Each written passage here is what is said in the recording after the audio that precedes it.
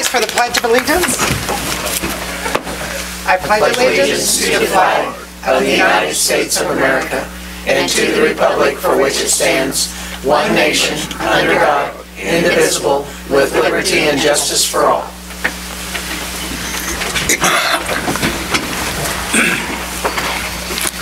Roll call, please.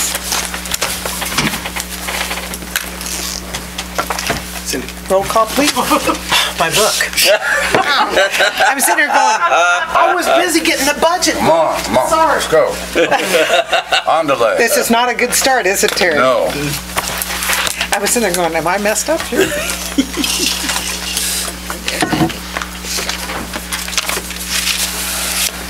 Hot dog.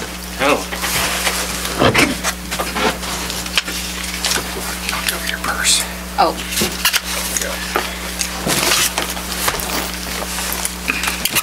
So worried about our budget. Okay. Boss. Present. Pipia. Here. Graham. Here. Hughes. Present. Fry. Present. Schroller. Here. Crom. Present. Barnes. Present. We have a quorum. Awesome. The first item is approval of minutes from March 25th. Does anybody have amendments? All right. Yes, I do. Oh, okay. I was waiting I was for- getting ready to. I'll wait. Okay, what do you have? First on page 2, Two of the minutes or two of the? page 2 of our packet, Okay, under Kramer Oil, okay, down towards the last 2 lines of that paragraph. Kramer Oil paying all okay, the closing costs, all right, and including, I think maybe we should say stormwater study and survey. okay. And then, the next page, page 3, under C-clip, That's second phase, number 4? yes, Okay, line 2, costs for 2 options for the South Highway. And then we don't... wait, I don't know what you're talking about. Okay. The C-clip second plate, It says Monaco on the second from- line? Yes, Monaco from VG Consultants presented costs for 2 Oh, options. costs for 2 options? Okay, And then I would suggest, after the motions, that we move the explanation of option 2 after that, because we do not explain option 1 anyplace. option 2 is described on the second line, right? And And- moving those sentences to follow KDOT.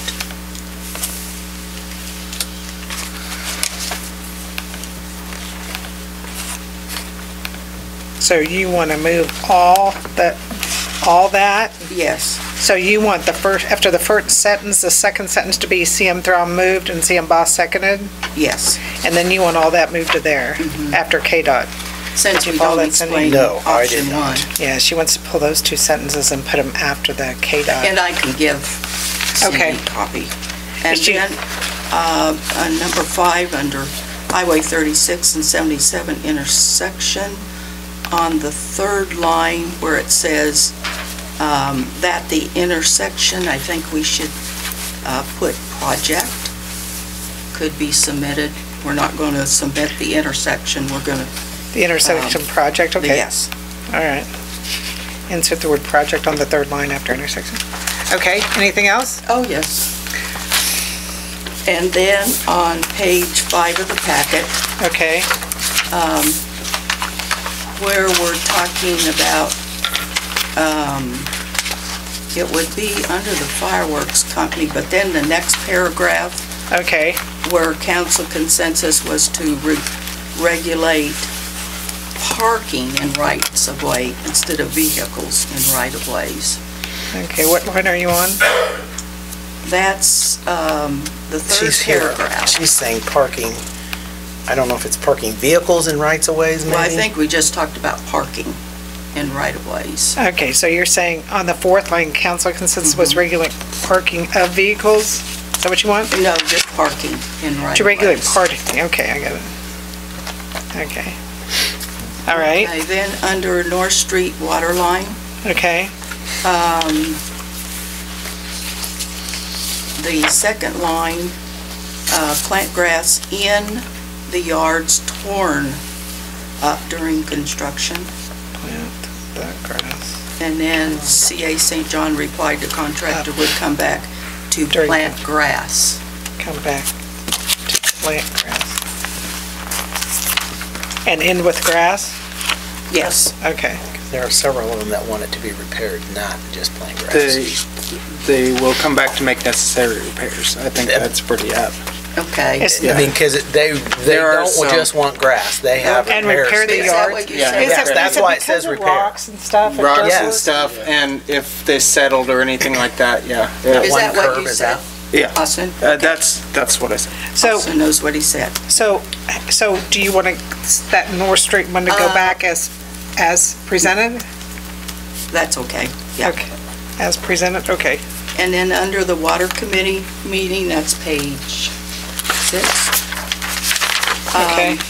The last line of that paragraph, the committee proposed an adjustment of $746.90 on the sewer usage charge on Hardy's water sewer bill. The committee proposed an adjustment of, what was after the price? To the Hardee's bill? Of $746.90 on the charge, on the sewer usage charge on Hardy's water sewer bill. Did you say proposed? Because that wouldn't be You Well, didn't propose it, you granted You it. We are granted a it. committee. Granted it. So we proposed Well, the city that. doesn't approve that. You guys are the final answer on that. Yeah, that is a committee that That's the has the committee. say. Yeah. But the other committees don't have final They say. don't, No. not on this. That's true. Just the water one does. So, Okay. Well, the way I said it was we proposed, so. Okay, gotcha. so the Okay. committee adjusted, can we say with that? Yep. The committee adjusted $749 on the sewer usage charge, is that okay? On Hardy's water sewer bill, yes. Hardee's. Okay, under blight ordinance, third line, change enforce to impose. Okay, And then drive through the neighborhood, last line, through and observe parking nuisances in front yards. okay. And then Gina talked about the volunteers, but what was that group on the next page? We don't have the name of the group. That was a core that, But I don't know the name. CC. I have no idea. I think we ought to put the correct name there. But was it given? I did say what it was, but I She said what it was. If I didn't pull it off the tape, I couldn't get it off the tape. I mean, I can isn't call it Joni. a miracle or It's something in like triple that? C, I believe is what they're going and for. triple C? Say that In again? triple C, yes. Yeah, NCC. Oh, that makes it easy. Thank you, Todd. AmeriCorps is like a part of that, so that's Okay. like the parent organization. Anything else, Darlene? Well, I wondered, Todd, like when you talked about the Belfry East Wall, if we ought to add after Belfry building, so somebody reads this and, They know what we're talking about. yes. East wall Colloquially known as of the Belfry building, okay. Okay. Is that it? Fine. Okay, There was just one. okay. What's yours? This is on page 5. Of the We're talking about minutes? the actual page 5. Okay, The Kester House Museum employees, before the end, it said CM Pipia asked the Kester restaurant backyard to be cleaned up and repaired. And it should be cleaned up and restaurant repaired. oh, and restaurant repaired? Okay, That's it. One word. all right. Anyone else? All right, I would entertain a motion to approve as amended. Move to approve the regular minutes, March 25th, 2019, with amendments. Is there a second? Second. Any further discussion? All in favor say aye. Aye. Opposed? 8-0. All right.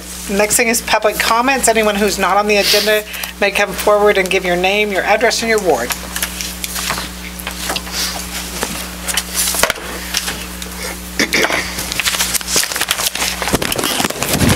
I'm Sharon Kessinger from Ward 4, and I represent the Custer House Museum Advisory Board and the Custer House Museum Foundation. And this is Ralph, and you're in Ward what? Ward 1. The advisory, he's the chairman of the advisory board. Yep. Okay, well, as you know, we were here 2 weeks ago to talk about 2 projects that the foundation is going to pay for, by the way, because I heard that later in the meeting it came up and someone wanted to know who's going to pay for this. Well, I thought everyone had always known because we've always said that. But at any rate,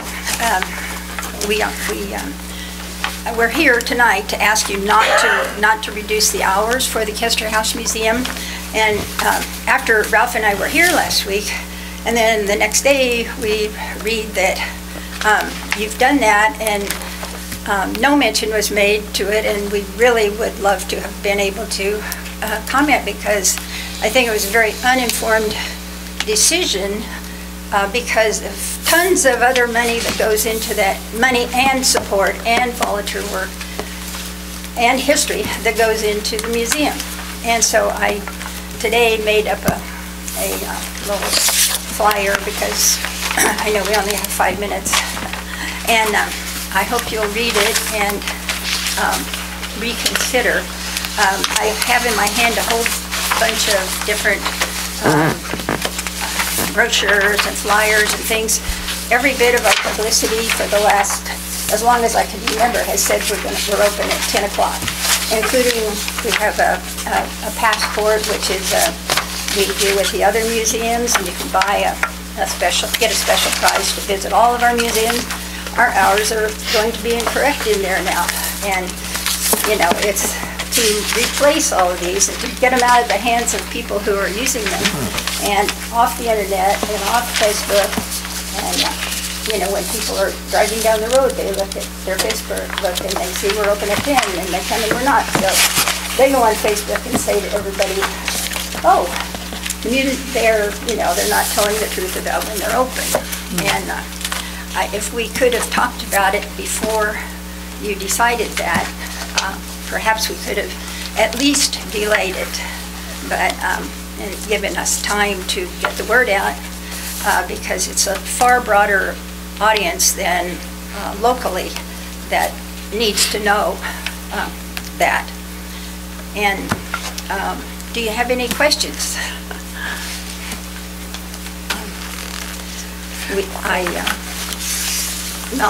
I would like to invite you to come to the Custer House. I wish you would all learn more about it and learn to appreciate it as we do, because I think you would if you would come.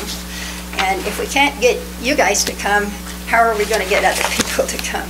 Because the city does own it, and I think it's important that we all know about it and support it. Ralph, do you have anything else? Very well. Okay. I just want to say that under city administrator, we're going to talk about it again tonight, Oh, good. but it's quite a ways down. Well, that's okay. I mean, I don't know if you'll have time to read what I wrote, or would it help if we stayed? Well, I just didn't want you to be surprised a second time that we're going to discuss it. And, you know, the other thing, and I think Diane brought it up at the last meeting about, you know, maybe finding volunteers, because with the audio tour, I know Michelle made that comment, I think, or someone made a comment, that they were hoping to have the audio tours up and running. And when that happens, then we could possibly have volunteers work those extra hours. Right. And we do sometimes, but there's actually, even with the audio tours, it's not meant to to replace the person on the ground who knows all the history. And because people always have questions. And that's what gets people interested. They ask questions and things come up. So, I don't know.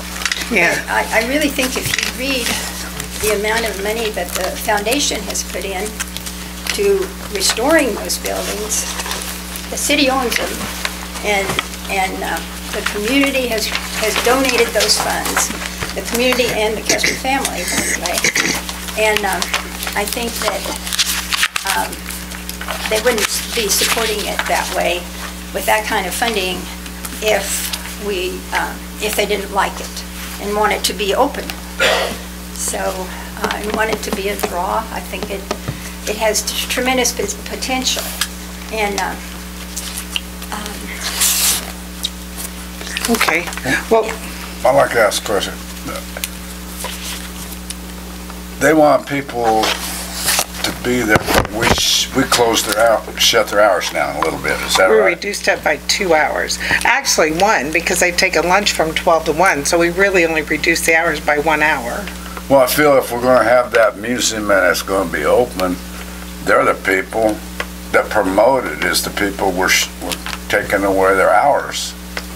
I kinda wonder about that myself, because I went over there during the deal this time, and they did a good job, and I can't see that we're gonna close it and cut down the hours on the people that really advertise it for us.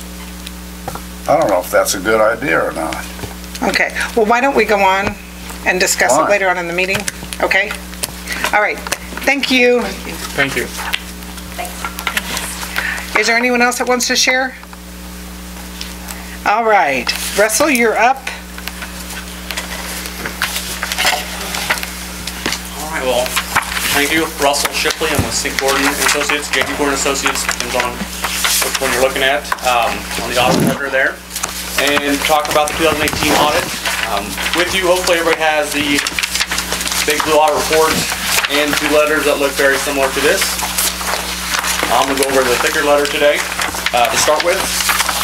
This letter here, it starts with, we have audited the financial statement of the City of Marysville. This is our required communication to the council. I'll briefly go through it, hit the high points as far as that goes. Basically, during the audit, we did not encounter any difficulties. Working with Cindy and Austin and their staff was great. They were very helpful, very informative in going through the processes this year. First year going through an audit with us, so we asked them a bunch more questions than they're probably used to. A lot of documentation on our part on getting to the point where we needed to go. At the bottom of that first page, we did have some corrected and uncorrected misstatements that I'll go over with in a minute. No disagreements with management. No outside consultations that we're aware of. And other findings and issues, in the middle of the second page, we have another letter to discuss a little bit of some recommendations and some areas of concern and risk that we came up with. Moving on past the first 2 pages are the adjusting journal entries.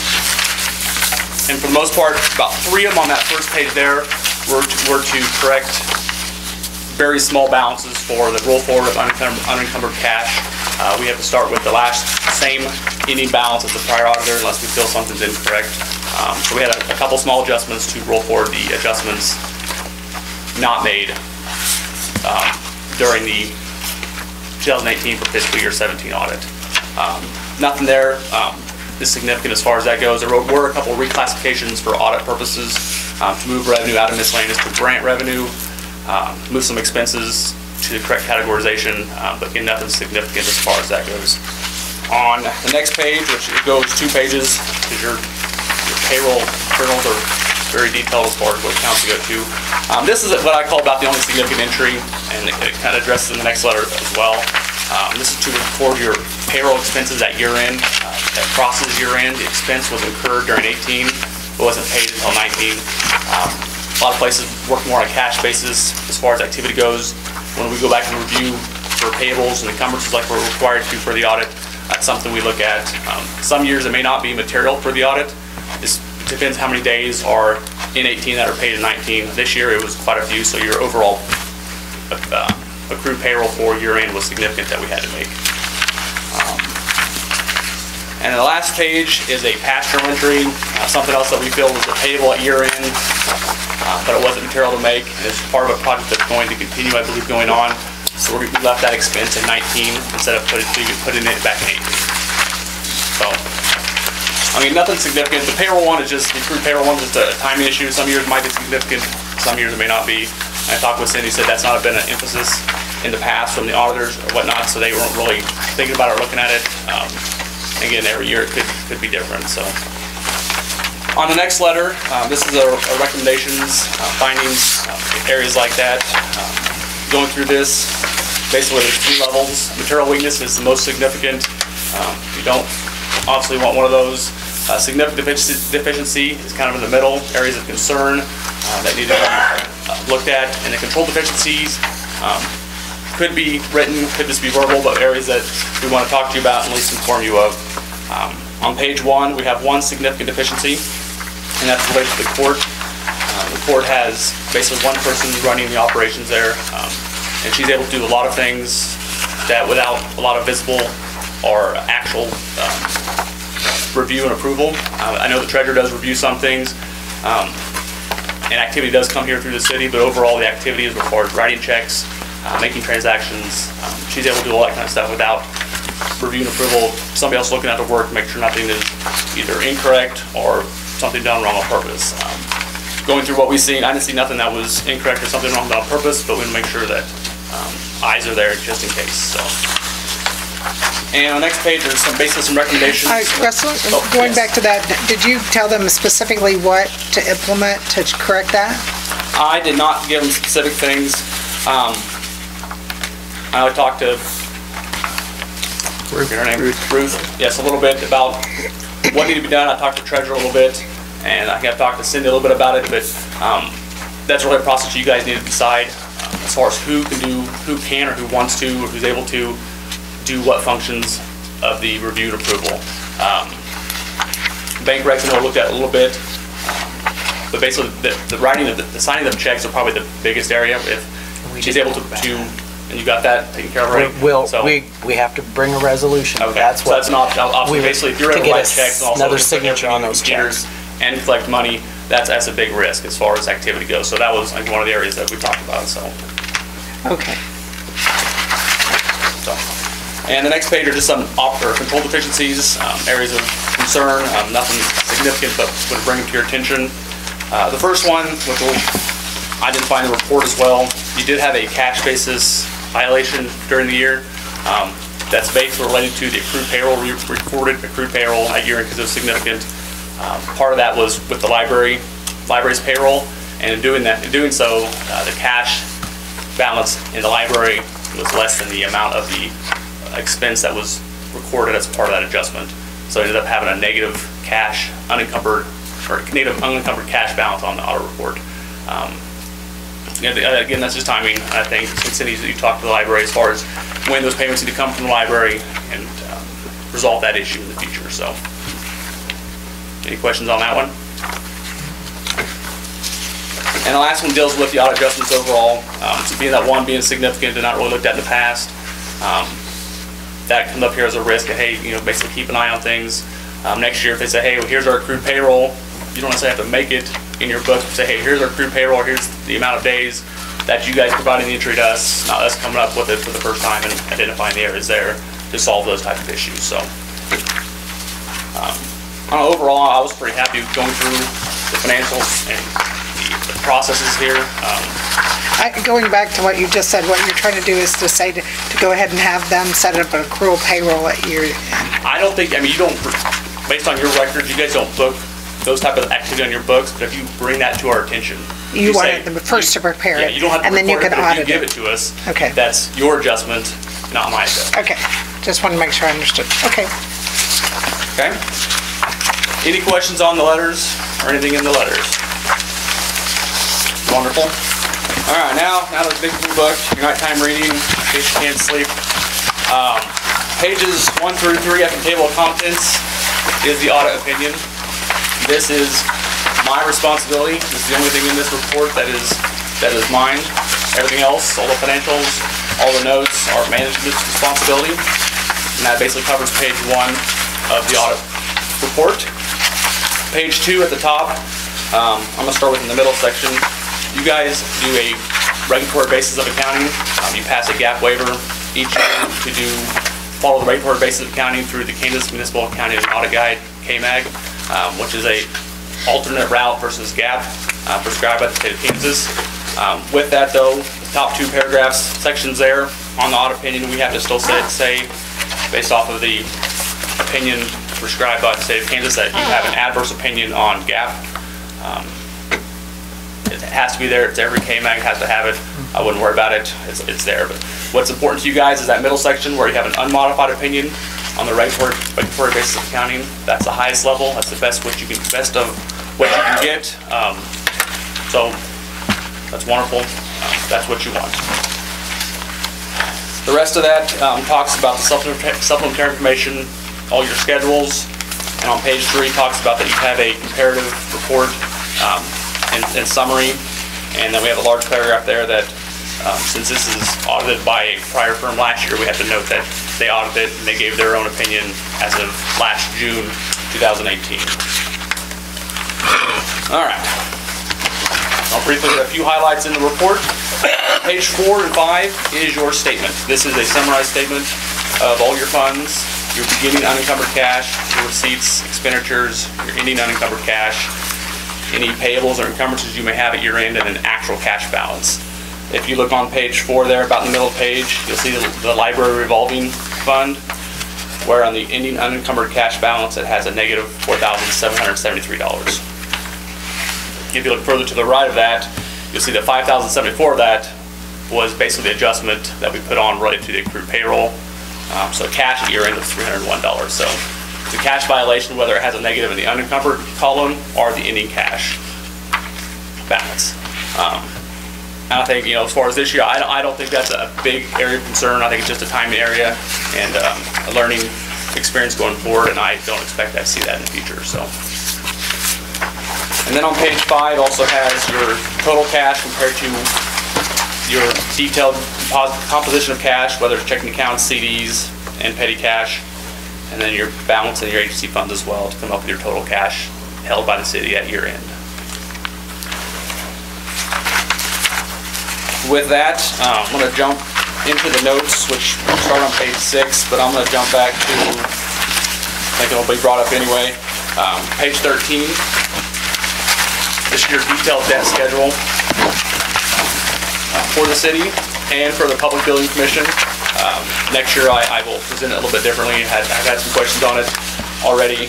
So within this we show the first 3 bolded areas of the general obligation bonds, other, which includes the KDHE loans and the capital lease agreement. Those are the city's debt obligations. The capital lease by the city is basically a payment to the Public Building Commission. So basically that's reflected there twice. One's a lease to the PBC, and the other one's the PBC payment of the GO bonds, or of the GO revenue bonds. So it should mirror each other. They should always agree, because what the city pays the PBC pays the bonds. But next year I'll differentiate that a little bit more so it doesn't appear that all of it belongs to the city. As far as the appearance. I told them it looked like we had more debt than we have, so I wanted them to count them separate. So next year we'll fix that and clean that up, and it'll be separate. So. And then the same way with the next statement page as well. before, just because they put 3.7 million twice there, but we don't have that debt. One's a PBC debt and one's a lease obligation to the PBC. So. Yep. Okay. We'll kind of skip through the notes. I know none of the notes really have changed. I think if you read your draft, if you have questions on them, please feel free to ask. But we'll skip through them for the time being. Down to page 19. It's your first schedule. It's the summary of expenditures. It's basically your budget to actual comparison for any funds that have a budgeted amount. One thing I look at on here is look at your total budget compared to your total expenditures, and the column on the far right, we want to make sure they're all negative, that you underspent. That you do not overspend your budget authority, and these are all have a negative balance, or you spent the exact right amount and they're zero. So you do not have a budget violation. So that's always wonderful. With that, basically the rest of this report, pages 20 through 50, I believe, are the individual fund budget actuals with a prior year comparison in them, as outlined in your budget as far as the individual detail. Page 51 is the agency fund. That's your report activity, your beginning cash, receipts and disbursements, any cash for the court. Page 52 is your library activity. And page 53 is the Public Building Commission, two of your related municipal entities. And the very last page is the audit report on the government auditing standards. Anything that would be significant that I feel that would basically even go over this, what this outside letter was, may have to be put in this report. I didn't feel anything was significant enough to be put in writing within the report outside of this letter that we've already given. Going back to the agency fund on page 51, is there a reason why we went from 500 to 1,600 on the report? I'm guessing it's just timing of when any of the payments were made, probably back to the city or to the state of Kansas. We don't usually keep 500 there. I don't know that she keeps a certain amount in there. I'd have to Oh, go really? look at that. I don't know what, I mean, she may. I've just never had to deal with all of I think the year before what she that, does. it was a little bit, I want to say it was like 660 at the ending of 2016 as far as It might be activity that goes. she didn't have payments sent in. I don't know for sure. Okay. We're working on that hot and heavy right now. I'm guessing it's timing of when your money coming in, tracking information, either paying the city or paying back to the county or state of Kansas as far as the other payments go. Okay. But I do not know for sure. You were talking about the last letter, I'm sorry. Basically, it's your audit report on internal control related to the government auditing standards. If there's anything significant related to internal control beyond what we have in the letter, I mean, I didn't feel anything in the letter was significant enough to make it to your audit report. Anything pops up that's really basically bad, we'd have to put it in the bound report versus a separate letter. So I didn't feel that you had nothing that warranted that. There are different groups that we give money to, such as Main Street, we give them 15,000, we give the chamber, it's at 8,000 this year. What types of reports should we require from them? Are you looking to basically see what use they're using the money for? And then basically, and then if they need the money or what they're using it for, I would, want some sort of financial information. Whether you want to, I mean, I don't know if you want to go to the point that you require them to have something performed by an outside accountant, whether it's a compilation or a review. It depends on what your level of comfort is with how they're spending the money. If you feel everything is great and you just want to see, hey, give us a year report or a quarterly report of balance sheet income statement, if you feel everything's going okay. But if you feel at that point you don't trust that information, or not everything's there, you could require other things. Now, they don't have to, if they're an outside entity, they don't have to give you anything, but then you have the option of then probably not funding them as well. So it's kind of what you want to see and what you feel is best use of the money of the city. If you think in order to get this money, you need to have good comfort of how they're spending it, then you want to kind of see that information. Well, for instance, Main Street, we did finally get a report from them, and it didn't show specifically that we had given them 15,000. I'm assuming in the dues, it was somewhere in there. It was somewhere in there. I know a lot of nonprofits who grant out money around, at least Manhattan and the peak areas that I work with. They're requiring a review for any organization that requests money. They're requiring a level of review by every organization that gets money. So it's, that's a little bit of work and a little bit of a fee to bill request money, but that's what they require. By review, you mean audit number? A review. An audit is the highest level, a review is the next, and then a compilation. By a firm. Yeah, by an outside accounting firm, yeah. I wanted to make that so I could put it in here. Yeah, a review by an outside accounting firm. Okay, there you go. That's what I'm asking. Okay. So it's just up to the level of comfort of the city as far as what you guys want to do. Any other questions for Russell? All right. Well, thank you so much. Thank you, Russell.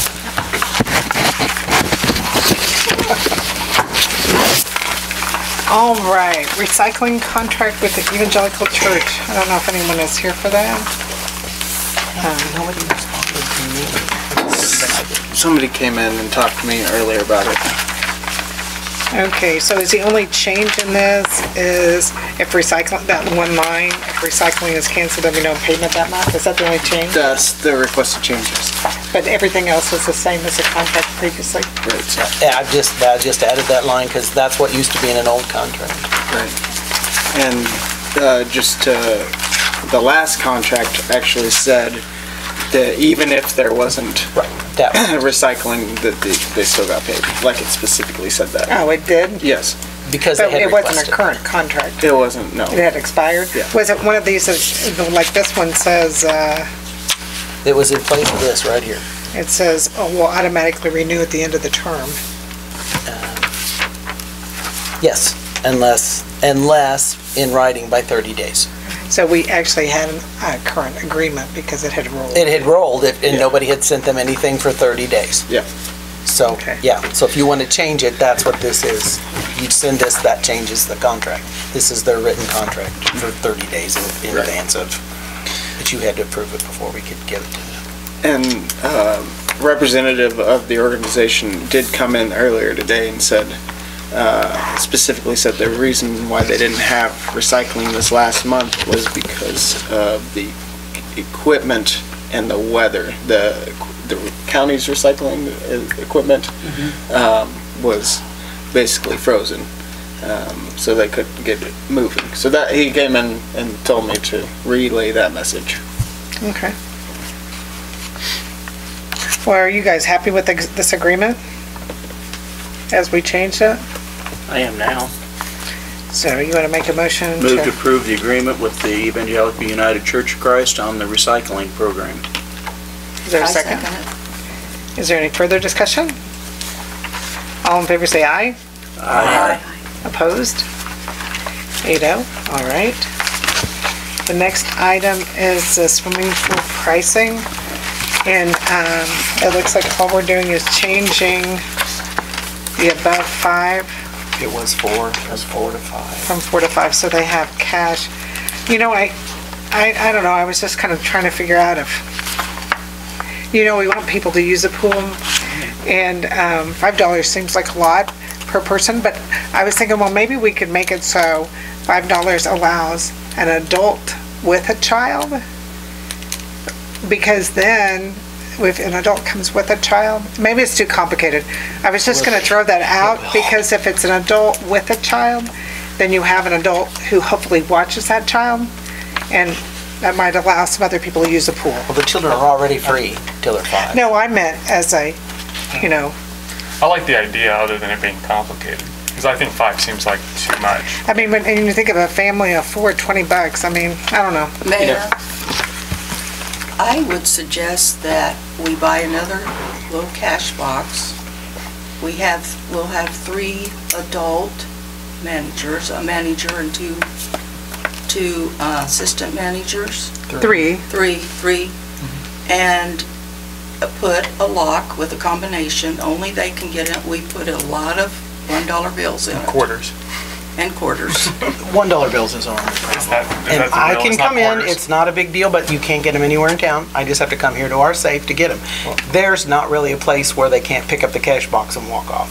We could bolt one down. And it's fine. It's not that big of a deal. Surely we could come up with something. I know it's just changing for a family of 4, from $16 to $20, but I don't know. I was Almost just trying to none. make it that, what, Most families that are coming have passes.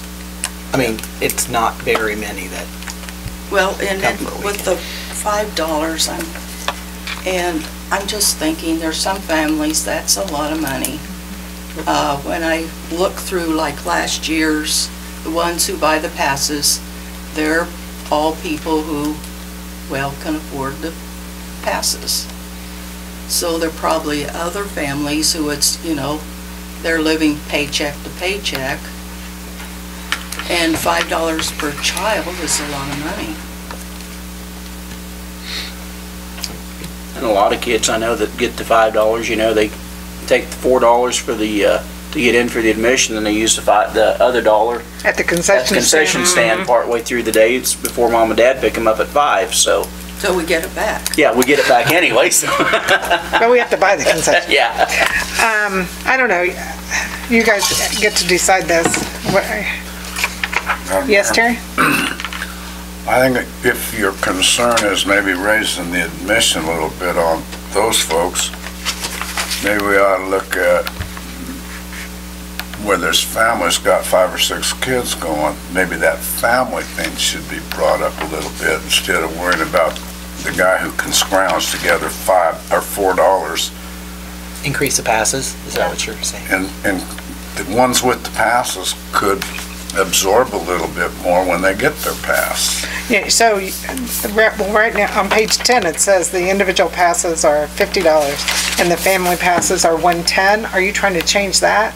Well, if we were going to raise it somewhere, I think maybe the family part of it is where everybody would be paying a more equal amount.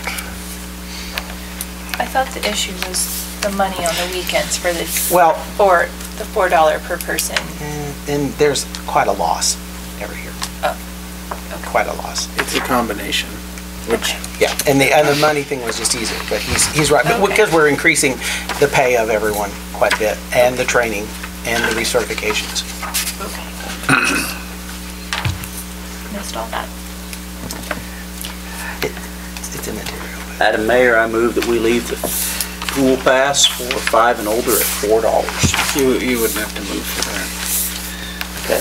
Yeah, I would just let it. Yeah, well, so I guess, is it consensus of council to leave it at 4 or to increase it to 5? There you go. I say $4. I think 4 is adequate. 4, Jason? Yeah. 4? Leave it 4, okay. I just, as expensive as our pool is, I want people to use it. Well, why don't we, I mean, even if you want to offset it, for the family ones, just $5 more a year. Make it 115 instead of 110. How many passes did we sell last year? Family passes? A lot. A lot. I can look that up for the next meeting if you want to, leave it alone this Okay. time and then act on it next round, I don't know. Yeah. I can mean, look it's it up if just- you wanna it's just know a how many thought, passes. If you wanted to, Yeah. and that, that way mom and dad are paying for it, maybe. We want people to use the pool. We don't need to raise the price. Okay. I know, a pool operates at a loss. A We pool operates, accept that. And we have this beautiful pool that we want to go by and see lots of people swim. Oh, yeah. So, And it's kind of like our ball fields and our tennis courts. I mean, we don't so, charge. do you want fees Cindy to bring that cover the information cost. back, Bobby, or not? I don't know. How do my constituents feel about raising it $5? I heard Kevin loud and clear. How do you guys feel? I mean, $5 is $5, but then he has a very good point. Anybody else? I guess that's a resounding no. I don't see anybody biting them. So we're going to leave them as they are. Don't touch Those it. are going to stay. Yep. Okay. The next I item. have a question about the punch card. Nothing is, It's not in the policy. It's not written in the pool policy how much the punch cards are. That's never been quoted in there. and how much are they? $60 for 20 punches, which is $3 a punch to get in, and $35 for 10 punches, which makes it $3.50 to get in. And they can always come here and buy those punch cards, so it's quite a bit cheaper to do that. A lot of grandparents do that who know they have kids coming because they can't all be on a pass. So we by far and away sell a ton of those as well. So you're not even charging the $4 for most people to get in if they know they're bringing a bunch of people. In advance. And then a lot of people do use the free Is swim. that public size? Oh yeah, at the pool it is. There's signs there and here too. Okay. Maybe we should include it in our pool policy, though. I Is that would what you think want? so, Will you yes. make sure that gets, when you update the pool policy? What's the reason for including it? It's mentioned in the pool policy. I know, but it doesn't explain it. It mentions mentions punch cards, but it doesn't explain what they And are. they are never So that's why explained. I asked. Okay. Well, I mean, so this is for employees to read. It's not an advertisement or anything like that. Well, just to have a standard, I guess just have a. Well, we do put it in the paper, though. We will, and we will again. I mean, when we advertise the passes and stuff, it'll probably be in the next week's paper. We'll look at the. All right. Convention and Tourism with the dog park?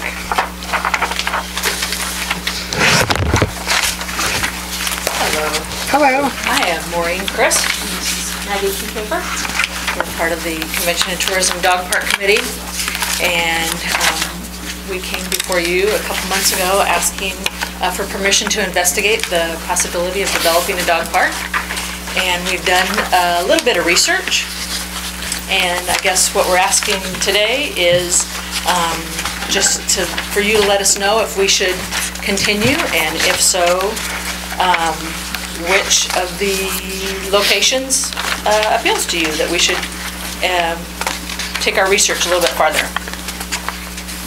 You know, on page 23, it says, what is your zip code? Did you submit that and we didn't get it? You know, it doesn't come out as a specific, because they're all individual answers. Oh, so it didn't come out? There were 95. Were most of them Marysville? 95 of the 140? 140 were Marysville. Okay.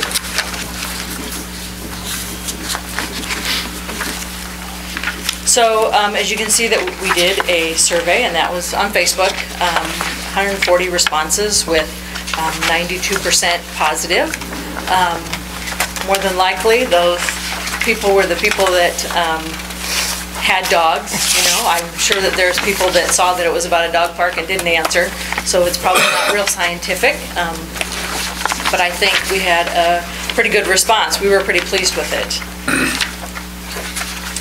If you see on, I don't know what page it is for you guys, but one of the questions in the dog park was, how important are the following items?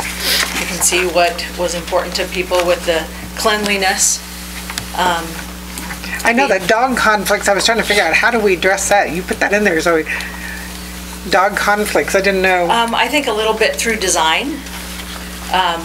Keeping large and small separate, or? Keeping large and small separate, and then when you have an entrance, you have a small dog entrance and a large dog entrance. It's kind of a double gate. So you go in one gate, you have this kind of like a airlock doors, and then you go into the next one. One of the other things I've seen is not to have the entrance be kind of in a corner, so dogs can't get trapped in a corner at the entrance or as they're exiting. Are you suggesting that the city provide a location and the convention tourism will raise the funds? We are more than willing to do fundraising, but if the city was willing to help us along the way, that would be great. I think, you know, the properties that we're looking at are city properties, unused city property. If you can see the map a couple of pages down, they're all down along Jackson Street. I would think that maybe the city could help in regards to the water hookup. I guess we would probably ask that the city help with maintenance in regard to like mowing. Maybe helping with parking. You know, I don't have anything in particular in mind. I'm kind of coming here to see if you want us to proceed. I looked up the dog park in Holton. Judy Hahn provided all the funds for that. I guess everything. And it's on the, I lived in Holton for 11 years, so you know where it would be on this map. Yeah. Very south part. And it's a gorgeous dog park. It's gorgeous. Very nicely done. Like I said, we're willing to do fundraising if we could get permission to go ahead. We'd love to be on the Pony Up Marysville match day. But you know, there's some decisions have to be made before we do that. Well, you know, you're aware that Nathan Ottens came to do that Eagle project. And I had Cindy look up to see what we were offering to give him. Okay. And at that time, we said we wanted to put concrete around the base of the fence so that mowing, the weeds wouldn't grow up and the guys could mow it. Yeah. And so we were willing to do that, and we were also willing to pay for half the chain link fence, but that area was only 280 by 100, so it was considered less. Yeah. So, but since we just had him come and want to do that, I feel like we need to give you the same funding, so to speak. And so if you want a bigger dog park, you know, we'd have to decide. Or how do you do you think we should try to keep it consistent? Yes. Okay. I wonder about the need for the concrete underneath the fence. Talked about just spraying like half a foot on each side and just keeping it dirt on against the fence so you wouldn't have to mow too close. Oh, really? Concrete can get very costly. Didn't our park and rec people ask for that? Did they say they didn't want it to be sprayed? I think part of it- one conversation at a time, please. Didn't they ask for that? Didn't our park? Yeah. Probably. I think it was, I think they wanted to spread I think they thought it would look better and maybe, Because it was on there, right there on 20th Well, Street, yeah, it and was- everybody was going to see it. right, I mean, I think that was part of it, maybe an erosion factor as well. You But don't think it'd be and harmful easier for the them dogs? To maintain You don't think and it'd be, mow. no, Topeka does it that way. they the spray edges. something around the fence a lot line? of parks do, a lot of cemeteries do, so they don't have to mow right around stones. Okay, well, as long as you don't hurt the dogs. I don't want to hurt know the about that, but dogs. I know I do Awesome. it in my own yard, so. Can you actually put a fence in those areas? Well, they're not floodplain technically, so They're I not wouldn't, buyout lots. they're not the only thing might be the key. right up here, 8th and Jackson Yeah. is buyout lots. But besides that, So we can't But that's- construct anything. not on those properties right up next to Not on the street, but as they show it across the bridge to the south, that is not buyout lot, That's correct? not, that's stuff they gave, the state gave back. When they when did they the did bypass, all that yeah. stuff. And to my eye, that's kind of, I mean, beyond the fact it has the most green boxes in the diagram here, I think it also just kind of has the most appeal because it's kind of a balance between secluded and visible. It's Where are you talking completely- about, Todd? The center 8th and one. Jackson, the center one. The center one. Option 2, for lack of a better term. It's the most It's, attractive in my yeah. opinion. Yeah. Is it pretty flat back there? Once you get over the bridge, there's a little bit of a, the bridge ends at like the top of a levee, and so it drops a little bit. You'd have to have it ramped down a little bit, but once you get to the bottom, it's completely flat.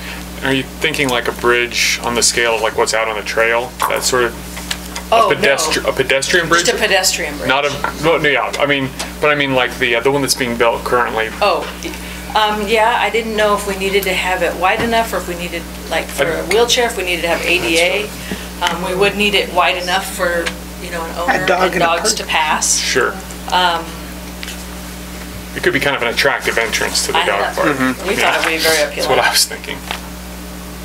How do you get in to mow it on that? I think they could come around on the southwest, probably. They come I off the believe- 7th. Yeah, off the end of 7th and Kester Street. That's how they get back here now. Yeah, there is a pathway right Yeah, there. I was gonna assume that's how they get there now. You said that's It 4.3 looks acres? like they might come off 10th too, but We own 4.3 acres. And is that circle 4.3 acres? No. This, how big's the circle? I don't know how big the circle is, but the trees are included on this as well. So yeah, the property that we own totally is 4.3. is this We- part of the, I'm sorry, go ahead. We own to the west there to 7th Street? Is that what you're trying to say? Yeah. Well, we Not don't, quite. not Well, I quite, mean, there's we- a Quonset there. There's a, well, not to 7th Street, but a lot of these trees are in the property. We don't own all the way to 7th Street. There is stuff.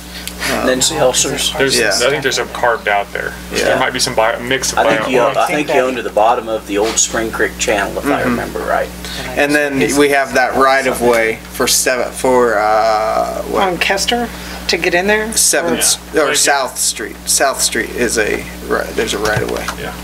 For us to get into Mo? Immediately look Well, at You couldn't get in that way. No, you can't get in that way, but what I'm saying is that we have, Is that part of our mowing contract right And now? right down in there, there's somebody who doesn't mow, and we go mow, there's a lot, that's owned by somebody. Is this part of our mowing contract now, or what's this, who mows this? Do we mow it, or do we Does the anybody levy mow it? folks. Somebody's mowing it or Somebody paying gets it. Oh, you think? No, it gets mowed. It's getting mowed by someone.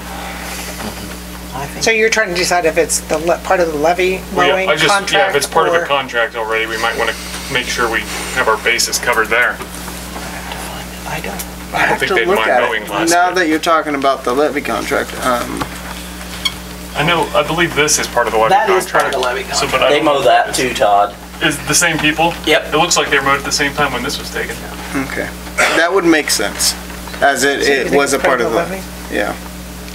So if we're gonna do that, then will they still mow it? If we. We could probably amend the We'd have contract. to. Yeah. Well, they couldn't get a change the tractor out contract. Yeah. There's a fence. Yeah, you have to have some other type of mower if you put up a. And that's true. Would you want to use that They could entire mow in space? there. Is that, it's pretty good size. It's more than we would need, but from everything I've read, all the information is make it bigger than you think you need. Sure. Typically, they say an acre for the large dog, an acre for the small dog. That's standard, but most of them are quite a bit bigger than that. So can we fence in the levy system, Austin? That, yes, I would say, yeah. I don't know, I'm just asking if there's a regulation from the Corps, I don't know. Well, the We could levies, make- Sure. levies all the way out here, so. Is So the we're- other area considered, the You- 10th and Jackson, would that be issues with the levy issue? No. Possibly, but that's a little more rough and tumble. Yeah, I'm just saying, but if the Yeah. other ones, Sure. the other area, And you do have to remember, all those are sometime, if the river's high and we get a big flood, are prone to be flooded. Right. those two, all three? All three of them are. That's what Well, when, But that's- Yeah. that's It's not as bad as you think, though, for the 8th and Jackson, because I was out there just a few weeks ago, and there was I know. one soft spot in the It's southeast. but- probably a little higher than that, option, what, 6th and Jackson is. I Yeah. think that is really, really low. I mean, it's wet there all summer.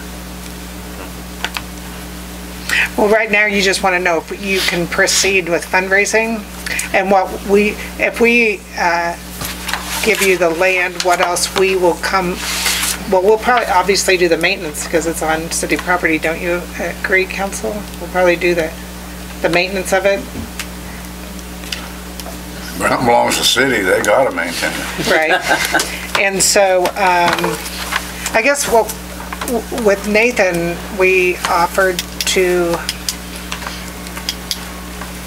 I think the concrete was like only $1,200 and the fencing was, we never got a price for half the fencing. So, This would be a lot of concrete to go around that many acres. 2 acres. Even an 8-inch strip. Wow. I really, you don't think we should just I spray it like they I say? think that would be completely sufficient. I think it'd save a lot of expenses and really wouldn't impact it, because you're not gonna be walking along a park. It's gonna, like it would be at 20th, where, a lot of foot traffic. It's more people who are there for the dog park aspect, and they don't care about that. Yeah. But then are we going to continue to maintain the fences and stuff when things happen? We will, yes. Yeah. Yep. Then, But hopefully the fence will last a while, right? yeah. Well, it should. So once it's built, we're going to maintain it And you then. can consider the water connections, getting the water from, to. As our contribution? Yeah, to the it's event. one of the contributions, because water's on 8th, or, on 7th Street and on Jackson, so it's right there. So we have to somewhere have watering in both sections once they decide how they're gonna break the small and large animal If apart? you decide to do big and small, yeah, it'd be probably more than likely 2 watering places, and you could probably run one connection and split it off for the 2 water fountains that'll go there. Are you guys okay since according to Todd, that has the most, what color? Green on the 8th and Jackson? Do you guys see any negatives to 8th and Jackson? Let all the other things check out, the mowing and all of that, yes. That's the main thing, is to make sure, They can mow it, yeah. And I think, or if, Access, parking's gonna be well, I wondered about that. And the drawing on the map you have here, kind of a circle. We're thinking like maybe graveling like a loop that people can kind of pull off to the side, like the Astros kind of has that. Is that the FEMA lot right there? We can gravel a FEMA lot, can't we? You can't build anything on the FEMA No, lot. but we can rock it. I will check not a on that. structure. Fairly certain you can. Not a structure. And gravel's a permeable, semi-permeable surface. So And that's kind of another thing I think that's nice about this location is that those FEMA lots are good for absolutely nothing. So people can park on them and then go walk their dogs. That would be good. Plus, this would be an easy spot to make some signage from the park, from where people are camping. It'd be really nice access. I like it. Yes. This outfit, or this piece of specific location that's to the west there, I realize that probably water would be hard to get to it, or would it? Well, I think The reason I'm saying something about that is the majority of the people that come to our town to play and have fun are involved with our ballparks. And if the dog park went over there, there's room over there to put another baseball field. This will be strictly a dog park that you go to take your dog for a walk, which is fine. But if the dog park was down by a ballpark close to it in this whole area, it might be a very nice thing for the city. Can we put a We ballpark? need a new ballpark. Do you think we can build one there, though? they were That discussing, before I got here, I think you guys were discussing a soccer field. Soccer field. Yeah. And so our soccer, either one. What I'm saying is that's a good place for kids to play. Well, on the committee meeting from Marysville Sport and Rec, we had a meeting about what their recommendations for improvements. One of the things was to put a green field down where the parking lot is now, where it's rock, change that into a green space for drainage reasons as well as for having more field, and then also potentially taking the horse arena out and putting in 2 t-ball fields up there. So they had 2 options for new green space at Lakeview. There's no room for a ball field there, though. I mean, a baseball field where 2 baseball teams could come to town and play, or maybe 3 soccer people could play down there. If they don't need any place but an open field level, and it is level, to play soccer or baseball on, and incorporate the dog park down close to it. Just an idea.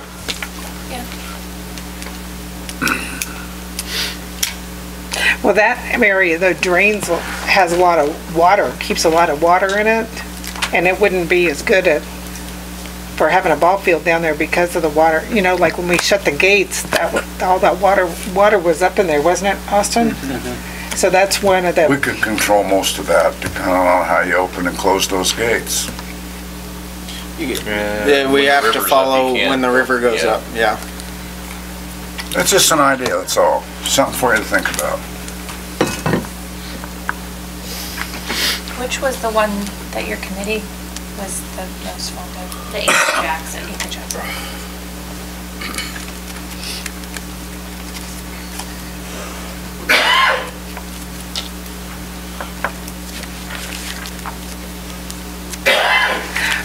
So drainage was one of the main concerns that we currently have at Lakeview and the fields.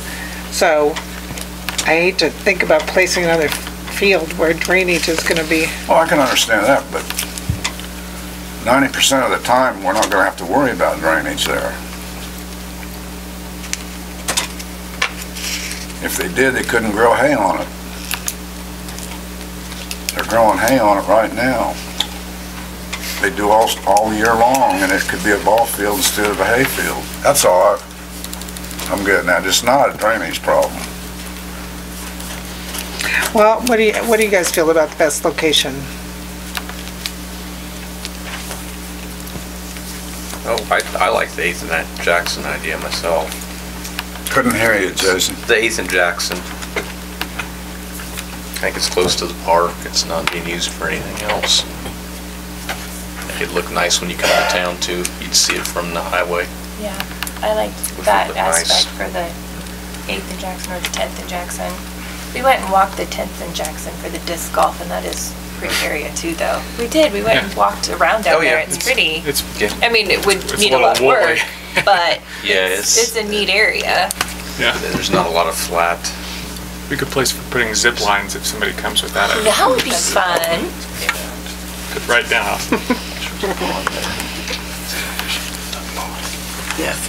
So at this point in time, we're likely to go with 8th and Jackson at this time. You got pending, figuring out the mowing issues. And the mowing and the FEMA and whatever else we needed to look at. So I think It'd be we nice can. to know how many linear feet of fence and costs there. And So I think maximum, we were figuring 3,000 feet.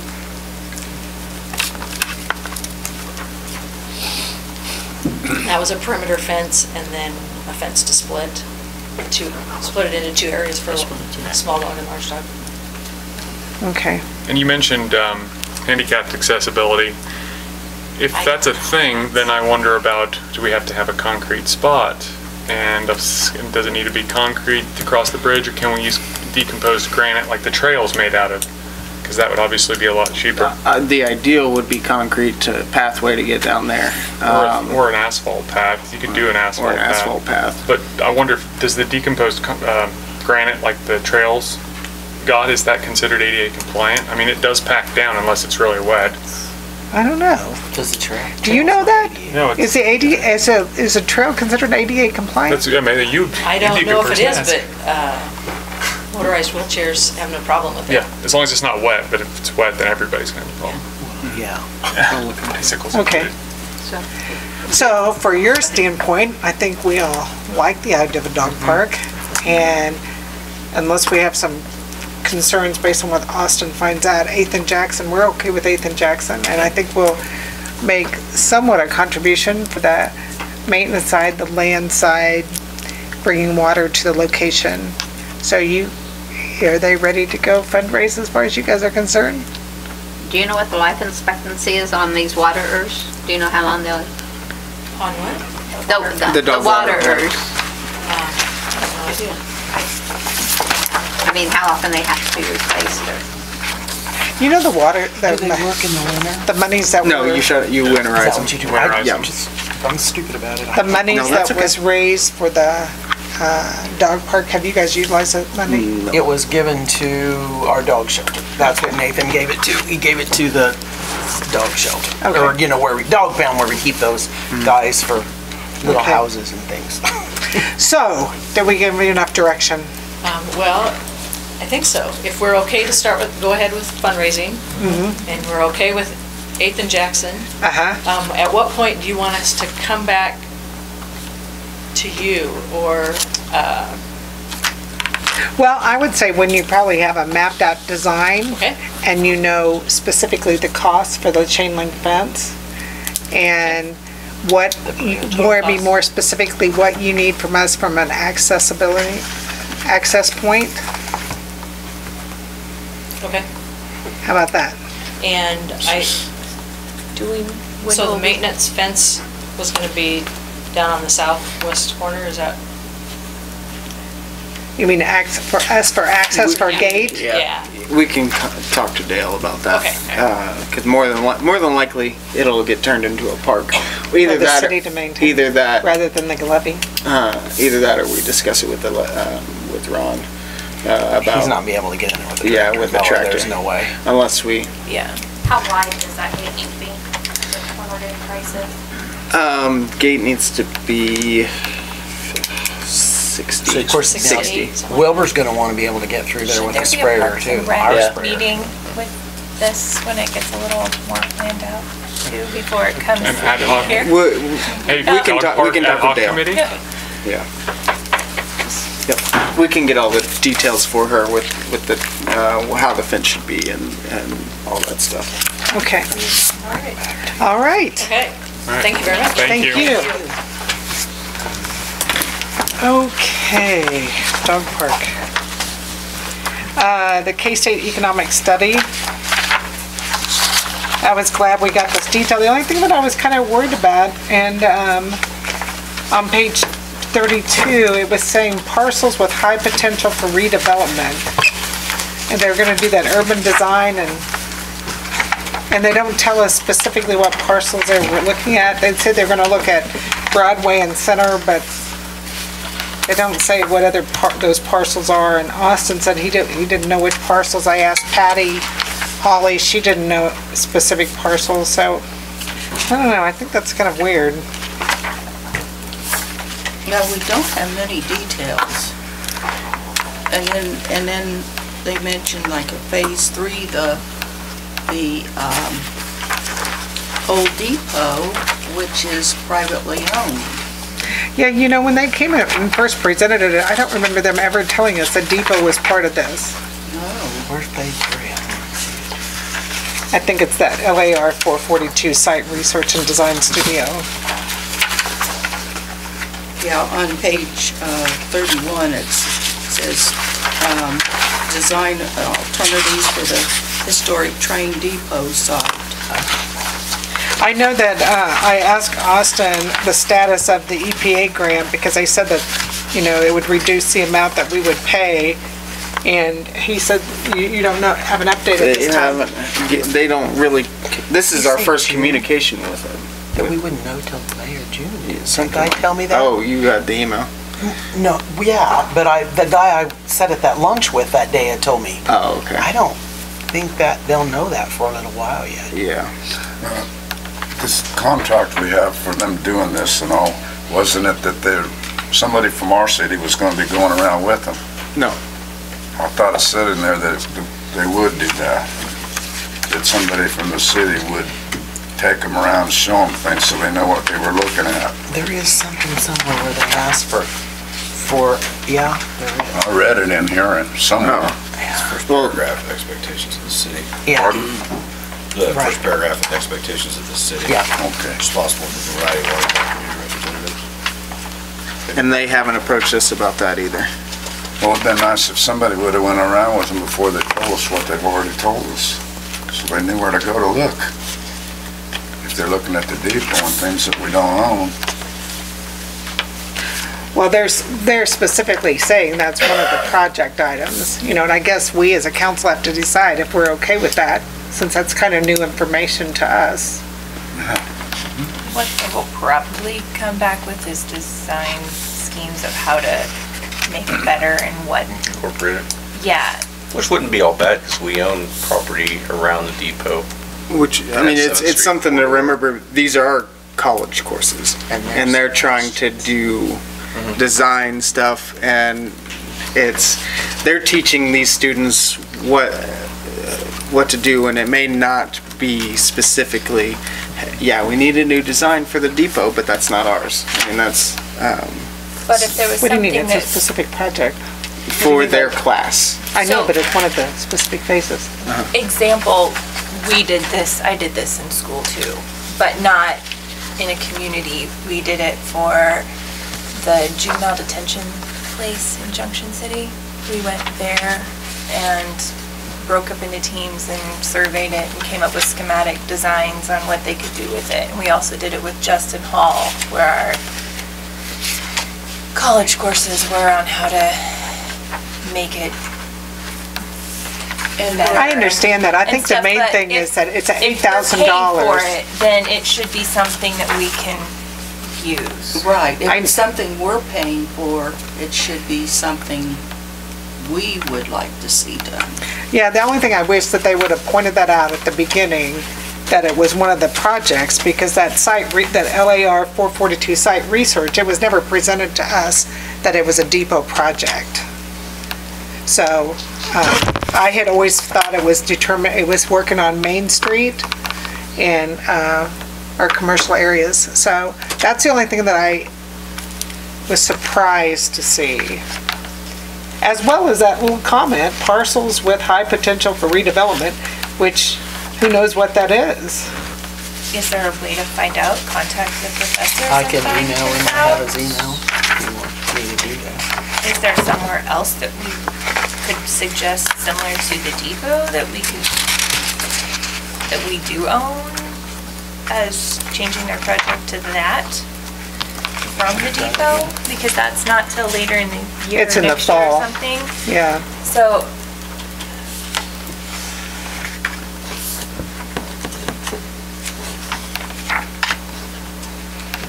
Well, the whole scheme of things, I think the depot is going to be a important project as the trail comes in. I think it will become a more viable used building. I guess I'm not opposed to doing it. I was just upset that it wasn't presented to us in the beginning. I think it will, when the trail hits the depot, I think the depot will become a much more pivotal area in our city. So. Well, maybe they assumed the city owned the depot. Probably. Yeah. Mine was just that it was a surprise. So I'm not totally against it. I just wish that it had been presented on the front end. But have we heard anything about the walkthrough about the housing?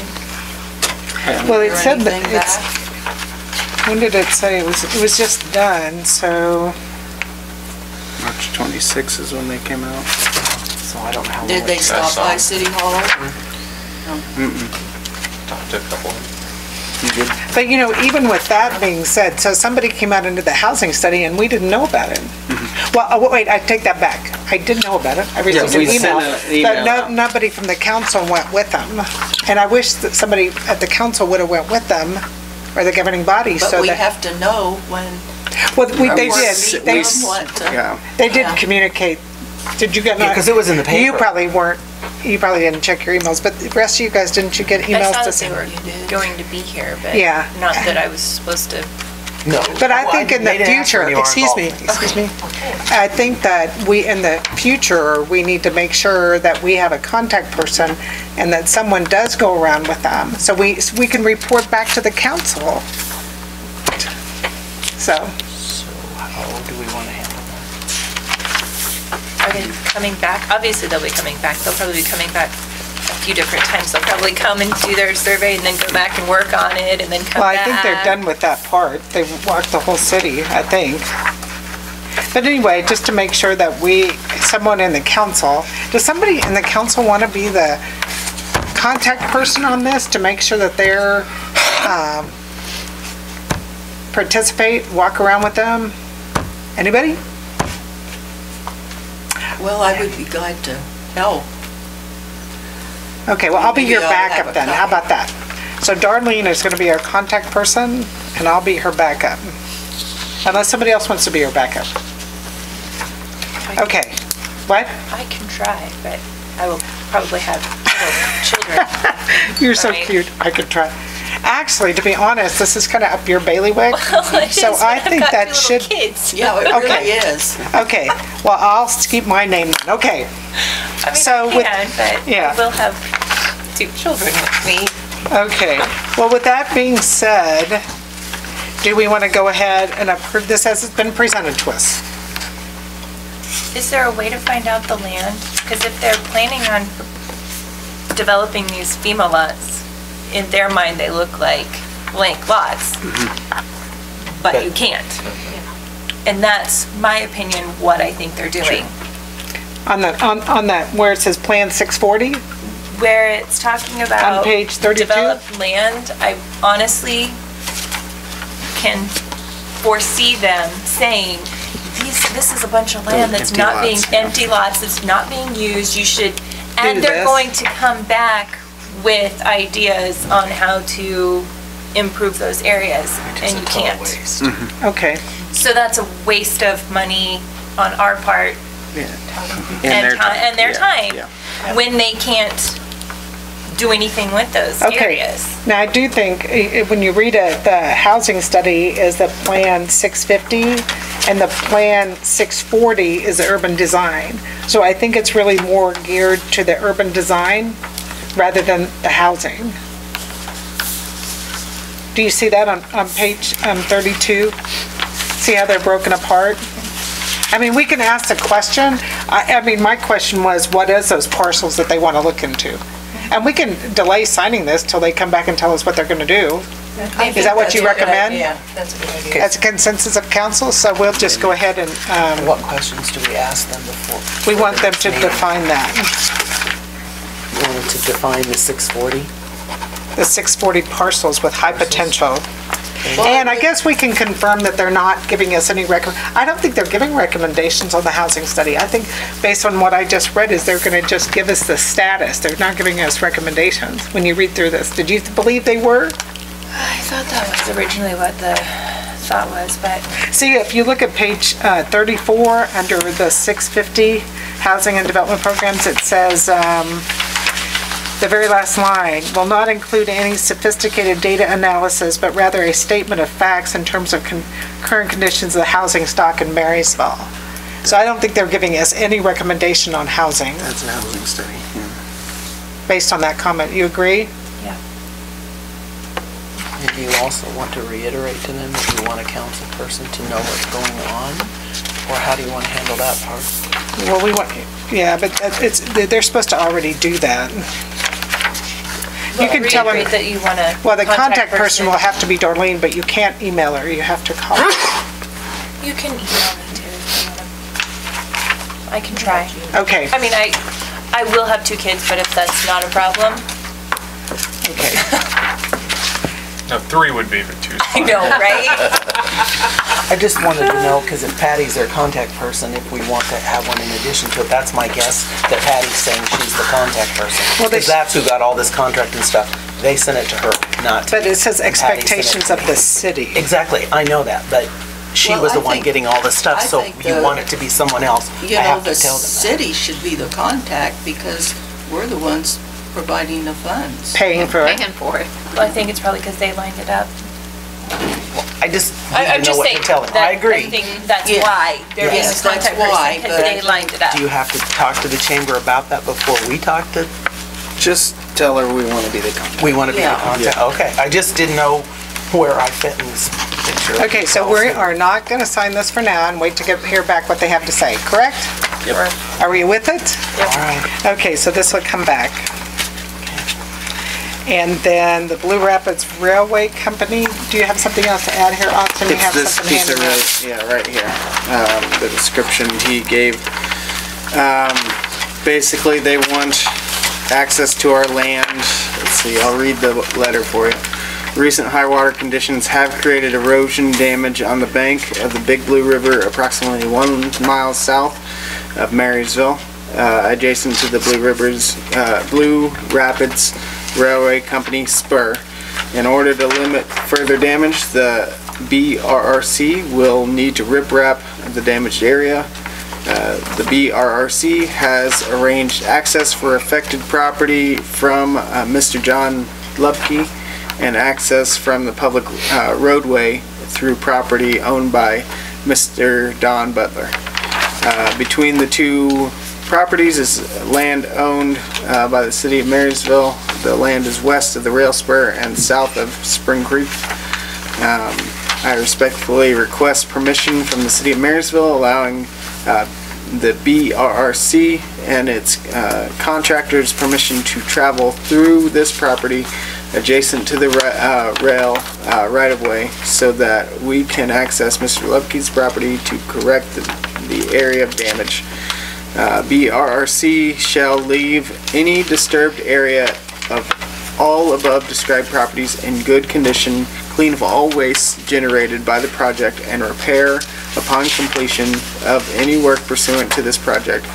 And upon the city's request following completion of any such work, BRRC shall use commercially reasonable efforts to restore the disturbed property to its condition immediately preceding the project at its sole cost and expense. Oh, well, this map is a lot better, the attached map. The new attached map. It explains, so all the yellow is the city that they're gonna access to. And Butler owns, and Lipke owns that, okay. Do they, so they still use that spur? As far as I know. Sounds like it. Yeah, every Tuesday. Every Tuesday, you know that? Okay.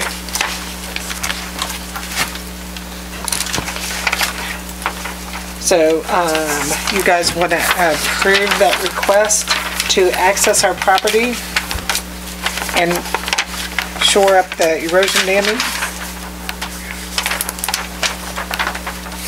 Move to approve ERRC to use our property as a way to get, so they can repair their damage along the riverbank. Second. Is there any further discussion? All in favor say aye. Aye. Opposed? 8-0, okay. I wish they would have given us that map in the first place. Well, he came in on Thursday and said, this is what I need. So he said he'd have something to me later that day. He didn't. But I fashioned what information I had from talking with them out of that map, used our current resources and put that together. Yes. Oh, are they going to try to do this off of the spur, or they're going to create a new road on other people's property to get to it? They are creating a new path, and then once they're done, they're going to demolish the path and put it back to where it was. Back to where it's supposed to be? Yes.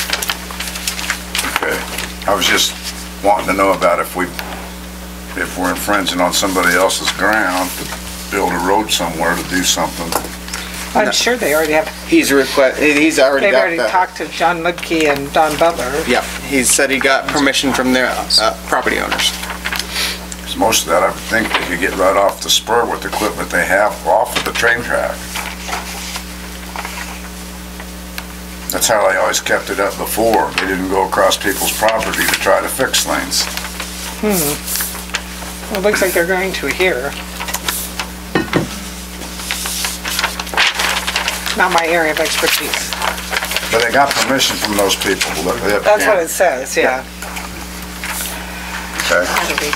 All right, we will move right along to the disc golf resolution that's on page 44. Anybody have any questions? Mayor, I wonder if on that very first line where it says the city intends to have disc golf holes installed, if we should insert for 6-month trial period?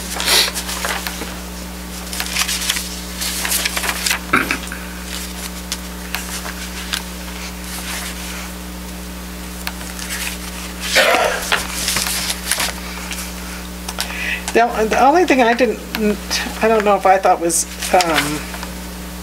clear was the, let's see, 1, 2, 3, 4, the fifth whereas. It says volunteers will be solely responsible for the installation of disc golf holes.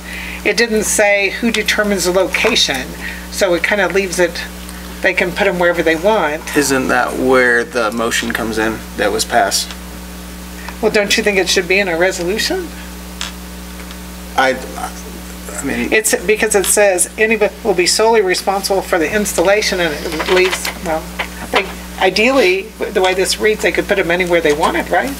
No, if this was a standalone document, I would say yeah. But since you guys already passed how they're supposed to install them, I would think that covers that grounds. I don't think they're going to go back to the minutes to see how the minutes read. I think it needs to be in the resolution. That's up to you.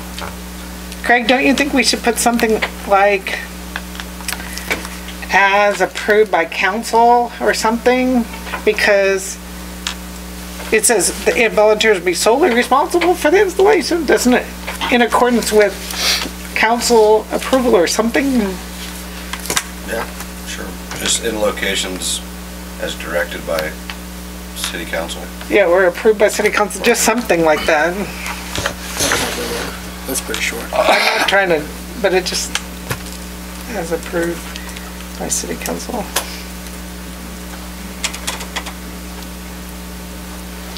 And then the only other question I had when I read this was, so if they're damaged, who pays for the repair? Because it says they're ours while they're on our property, but if we take them off our property, it becomes theirs. So if they're damaged on our property, do we have to pay to replace them? Well, they don't belong to the city at this point. So it's their responsibility. If it gets damaged, they're taking the risk of putting it on our property. So if it gets damaged on our property. Well, it says that they're donating, But however, we give that up if we move them, right? Right. So, I think if they're donating the it becomes our property. and so if they're damaged on our property, we have to replace it? Right. And so what this is saying is that if we make a cognitive decision, council makes a decision to go, I don't want it in City Park, then you give them back to there. But as long as they're in City Park, they are our property. And so, right now, they're temporary. If somebody went and took them, we'd have to replace them? I would guess if somebody was nasty enough to steal those, that we would have some good Samaritans that would probably be more than willing to pony up money to buy replacements, if we asked. I think they're pretty heavy too. I would bet. Yeah. Well, I have a couple questions about that, Mayor.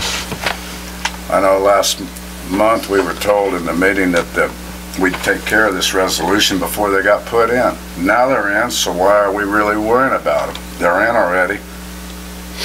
There was things that were supposed to be done. We don't know nothing about the Patterson deed yet. We haven't done anything about the contract with the school. We're going to be playing over. These things all have to be in this resolution. It can't just be something. The school, we've got to give everybody 5 days notice if we're going to use the disc golf right now, or else we're breaking the contract with the school board. That's not in here. These things haven't even been addressed yet, and somebody gave them the authority to go ahead and put them in the park already without getting this taken care of. Who gave them the authority? Who do you think? Do you know? Who do you think gave them the authority? I have no idea. I'm serious. I didn't. We did, I believe. If you're going to accuse somebody, please come out with it. Who did? I just asked who did. You should know, you're our administrator. Okay, I was out of town at the time. As far as I can tell, the action that the council said, if you want to go back to the motion, they said they could be installed in City Park. Is that correct? But I think the key thing is, I think he's getting at is that at that meeting, you said that this would be done before the, is that what he's getting at? Ideally, it would have been done before. I can't control anybody. You said in the meeting. Terry. You said in the meeting this would be done Wait, first. let him finish his. Terry. Austin, let him finish his. Hold, I was talking. Who was talking first? I was talking. I started talking first. Okay. Terry, you finish, and then let Austin finish. I asked at the last meeting about this. Austin said that would all be taken care of before they were installed. They got installed when you went out of town. You either gave somebody permission or you lied in this meeting. Now, one of the two, you haven't got a choice. Actually, there's more than one choice, Terry. It's not black and white. This is It is black and is real world. No, it's black and white. Here's the thing. I can't control anybody outside of city. Outside of city offices, I can't control. Just like you can't control citizens that do go against what you think. So you believe that they and Kyle installed them without your permission? I believe they didn't ask me, and that's the case. I don't know whether they intentionally just went to whatever what the city says, if they knew what was going on, or anything about this resolution. I didn't have any conversation with Kyle. I had a plan to. It didn't work out perfectly how I wanted it to, but nothing ever does. So nobody went and said, and I can say this, nobody went to Kyle from the city and said, do this in spite of the council. Guarantee I can say that. Madam Mayor? Yes. Are you done? Are you done, Madam Mayor? Yes. Why did you say this if you didn't take care of your job and make sure they didn't get done before this was taken care of, Austin? That was my intention. Intentions aren't what we're paying you for. This is something you neglected to do. I'm very sorry that it happened, but I can't say that the city can forgive you for taking you letting somebody take action in our city when you're our administrator.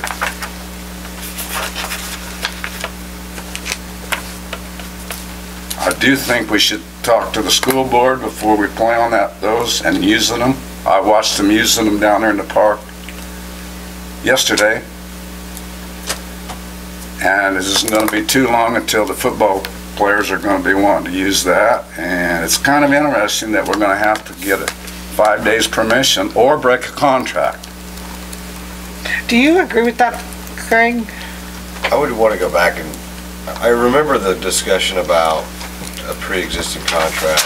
I don't have it in front of me. I want to look back at it and see what that means. If it is in fact a breach, I mean, obviously the city doesn't want to willingly breach contracts they're entering into with anybody. But, I mean, I can't tell you right now because I don't have that in front of me. I remember it being discussed. Did one of the holes get put on the Patterson Trust or not? Patterson property? Yes. You know? The tee-off place goes over the practice area to the disc. I know, I kind of jumped to the next one. We don't have the Patterson deed yet, do we? No, it was sent to her, Beth Finney, early last week, and I haven't gotten word back from her. Okay. So. These are all things, I don't think this resolution, we could even touch it till we get to talking about these things. I'm not sure what's the point of passing the resolution after we've already got the baskets already in there and people are using them. I'm not sure what we're kind of because we're trespassing on other people's property. Well, to be honest, I would rather have this resolution done because it means, I mean, going back to the installation of the holes, I don't want them to keep moving the holes without they're not going to move those holes easily. Well, the purpose of this is to restrict what they do.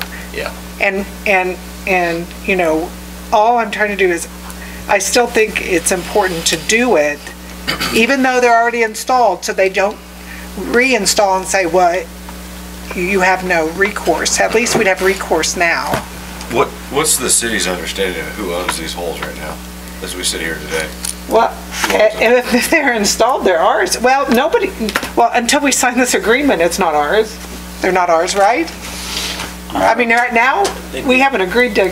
But I don't think they would be ours until after the 6-month trial. Madam Mayor? Yes.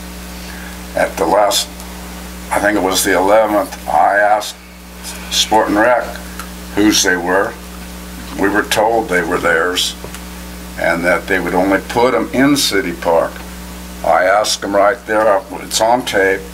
He says, no, they're not our baskets.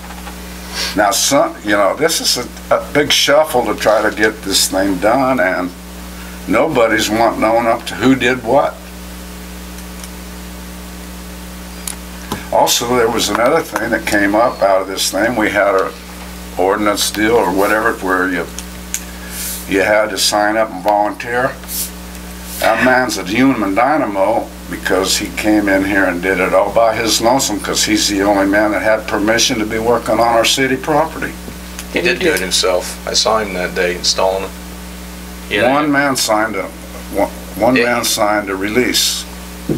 He did do it, and as far as I know, he did it all himself. So I see him put 2 in by himself. So you guys didn't say, we don't have the resolution yet? You guys didn't stop him? I was going by in the garbage truck. He was over there drilling, so. I assumed he already had permission because they called DigSafe, and that doesn't happen overnight. That takes a few days to get that lined up. So nobody, I didn't know they were going in. I didn't either. I just drove by and he was there. Utilities. I thought this was all kind of taken care of months and months ago when we gave him this. Well, we know that can be true because you asked the status of the resolution and the Patterson Trust. No, every time that we voted, an excuse came up and another excuse and another excuse and another reason, and it was just item after item after item to try and stop the will of the council by a minority to be accomplished. That's all this was. Well, I think this resolution was to protect the city and to understand who owns the baskets. It was just another.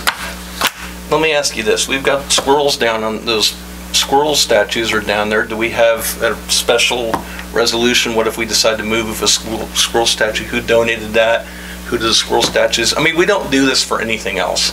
I've never seen any other thing that I've had to deal with had to jump through so many hoops over donations to the city. I just haven't.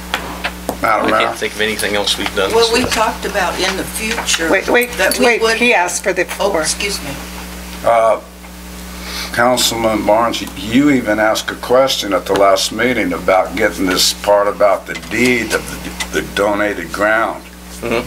What were you told about? Well, here's the thing, Terry. That was one of the items that some people had mentioned that was a problem. And so we approached the people about that, you know, getting that property off of the trust. And as I remember right, you were the only person that voted against getting that property from the trust. And if it was a big concern of yours that we don't trespass on that property, then why did you vote against getting that land from the trust? I didn't. I voted against disc golf. No, you voted, I think, against the acquisition of that property, if I remember right. I think you were the only one that voted against the acquisition. The vote carried. It was going to be taken care of. Craig, wait a second. Darlene had a comment. I'm sorry. Well, the volunteer waiver, we talked about in the future when anybody volunteered on projects that we would ask them to sign. He did sign a volunteer. But that's what I'm talking about. For all projects in the future, we were going to use that volunteer waiver. Okay, Craig, you drafted this up. The baskets are already in. Right. Is there still a purpose for this, in your opinion? Well, perhaps. I think that what is unclear, at least to me, and I don't think I got an answer, it would formalize who owns these holes right now.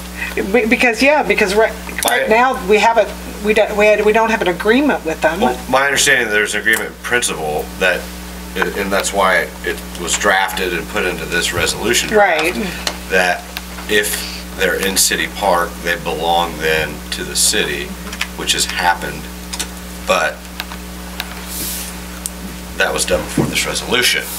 So does Marysville Park and Rec believe that as well? Does the city have the right to just, if they wanted to, approved, take these poles out and do whatever they want with that equipment? Because it's there, it's the city's, is what I'm asking. Does anybody know that? No, I don't think, because we've made no agreement with whoever owns them, right?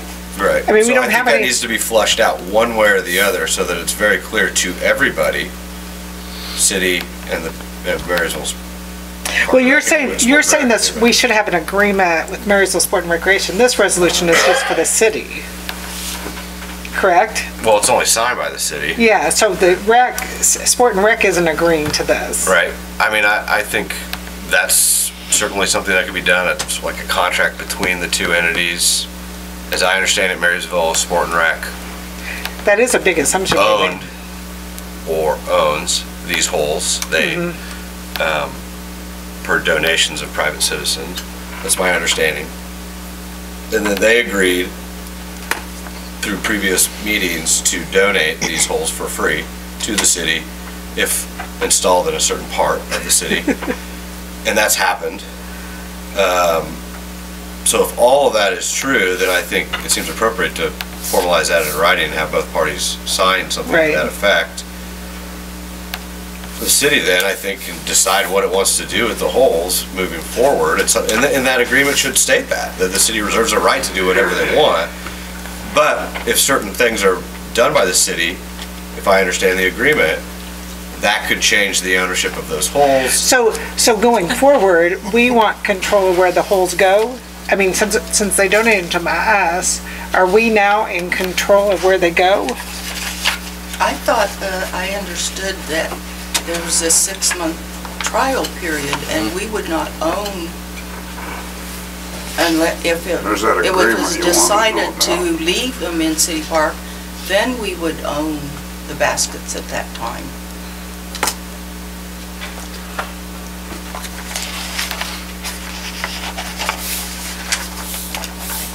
Well, we don't have any document right now that says they're giving them to the city, right?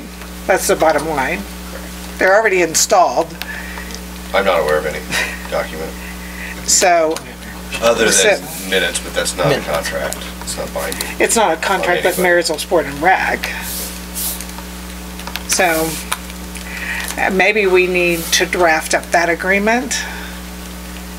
And you don't, and so that agreement will cover whatever we were going to stipulate in this resolution. Is that what you're saying, Craig? So we blow off this resolution? Well, at least in part. I mean, some of the stuff regarding the installation of the hole seems moot now. Already installed. So now it's just the ownership of the baskets and moving the holes. I don't want to move in the holes without us. That's my big thing. So since they're temporary, they can move them. So Well. So do you want to pass on the resolution and draft up an agreement with Marysville Sport and Recreation regarding ownership of the baskets? Is that what the consensus of council is right now? Yeah. Yes? I would say. Okay. At the end of 6 months, maybe, because it's at the end of 6 months, it could be we decide we don't want them there and then we don't want them. So right now, where they're on our property, For who 6 owns them? months. So we don't own them now? If they're on our property, do they become ours, Craig? Well, I think that's an interesting question. and I don't mean that in a joking manner. If Marysville Sport and Rec comes in and says, no, we still own it, that was our agreement, we still own them for whatever trial period, but they're located on city property, do they still own them?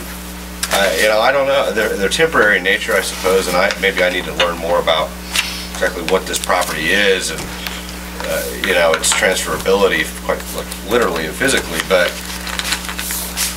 yeah, there's a lot of unanswered questions as we sit here today. And if any side decided to say, hold on a minute, I mean, I don't know where that ends. Well, we're nowhere It's a because we have no agreement. Well, wouldn't it be, if they had gone in with concrete, that would have made it a permanent? And that would be, That could affect the answer to that question. yeah. But they as we didn't. sit here today, so explain to me, anybody, to remove these holes, is it gonna leave, is it gonna change that part of the property that they were put on? You saw them put in, did they just? He just drilled the holes back in. He just took a bobcat with a pulse tool digger and dug down, and they had welded on the bases, they had welded, looked like a disc on it. Is the disc inside the hole or on top of the ground? Enough, you're not gonna pull them out by hand, but you could hook onto it with a bobcat, I'm sure, and lift it back up out of there pretty easy. Have to dig around it. Yeah. And then you just push some dirt back in the hole and throw some dressing on it. I mean, it's not a permanent Is the thing. hole, have a plastic, weren't they talking about putting a plastic like? There's liner in nothing it? there yet. There's no liner? No. It's just a hole no. with them stuck in it? Well, they've put dirt back in it, but I mean, if you did it permanent with concrete, they could, but they didn't go no permanent post with set or concrete, anything. so. No. The plastic they were talking about was the weed barrier around the top. I thought they were gonna put something that would cover it, like on Mother's Day market or Oh, yeah, when they something. pulled it. Oh, yeah, when They have a pulled- market There there. is a cover that goes down in there when they pulled the basket. Okay. Yeah, like a When they pull the watering head cover. Okay, They can pull it, something on them, so, a bolt or something and take them What I out. think is appropriate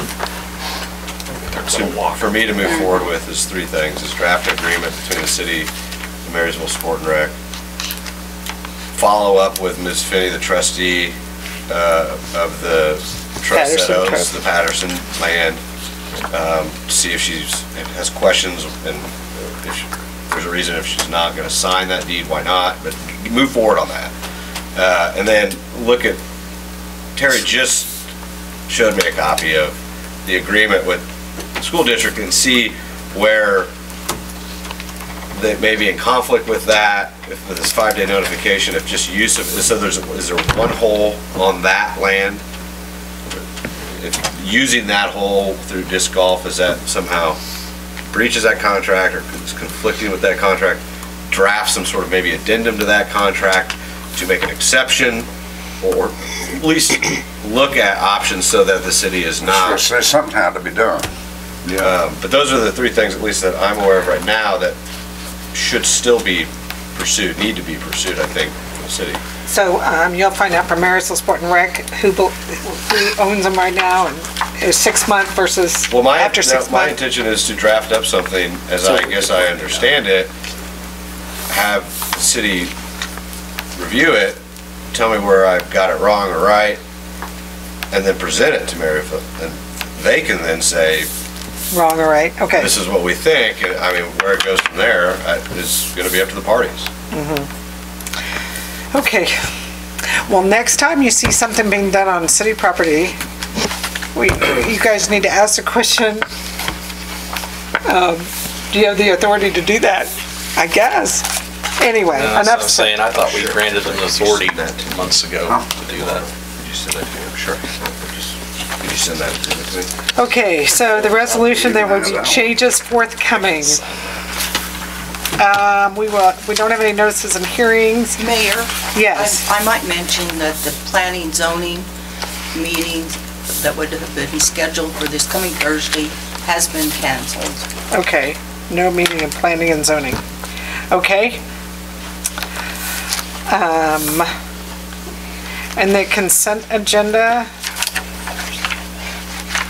I did ask the consumption request at Lee Dem Art Center. I believe it's for the hospital, just in case you guys were wondering. But I didn't, I'm okay with everything. Is anybody want to pull anything or have a motion to approve the consent agenda? Move to approve the consent agenda. Is there a second? I'll second it. Do you have any discussion? Anybody have any discussion? All in favor say aye. Aye. Opposed? 8-0, all right. Appropriations ordinance. Move to approve appropriation ordinance 3696 in the amount of $137,764.55. Is there a second it? And are there any comments? Well, the largest item is payroll for $48,469. And then also is included in there is the K-State Phase 1 study for $14,000 that we discussed earlier. Yeah. So we haven't approved the contract, but the 14,000's in there? And I think the contract was stating that... Due by April 1st. Due by April 1st. So what do you think, Austin? We were going off of how you approved the 41,000 in the previous motion. So it was already... Even though we didn't have the contract? Yeah. That was our mistake. So are you uncomfortable paying that 14,000? Are you okay with going ahead? I'm okay. Okay. With the Phase 1 anyway. All right. Any other comments? Yes? Talking about that contract, I noticed different figures on it that aren't the same as 41. Is there a chance it's going to be less? Yes, I called. I mean, somebody said 41 when Watson had come in here asking for this, and we did it for 41. Yeah, well, I think that once we have this contract, it'll be the 35,000, but then they said that it might be lower based on if they get that grant. The grant, that would be the only reason why it would be lower, correct? Yes, but I see that there's 6,000 difference between 44 and 35, and he said I think we should think about where that money's going to go. It's not going to go. The 35,000 will be the final amount, correct? Correct. That's the highest. At the most. Then in other words, we're not going to give them 41. No. All right. Okay. Do we have a motion and a second? You guys have any more comments about the appropriations ordinance? Roll call. Boss? Yes. Pipia? Yes. Graham? Yes. Hughes? Yes. Fry? Yes. Schroller? Yes. Throm? Yes. And Barnes? Yes. Okay, Austin. All right, I have included a breakdown of attendance at the museum, and Darlene was kind enough to put a calendar together for everybody to look at where everybody was visiting. This was all recorded by the museum curators, so you could take it for if they were busy at some point in time, they might not have recorded or so on and so forth. There were a few spikes in attendance and quite a few missed days with no attendance overall. With 430 visitors for the season, the museum averaged about 2 visitors a day.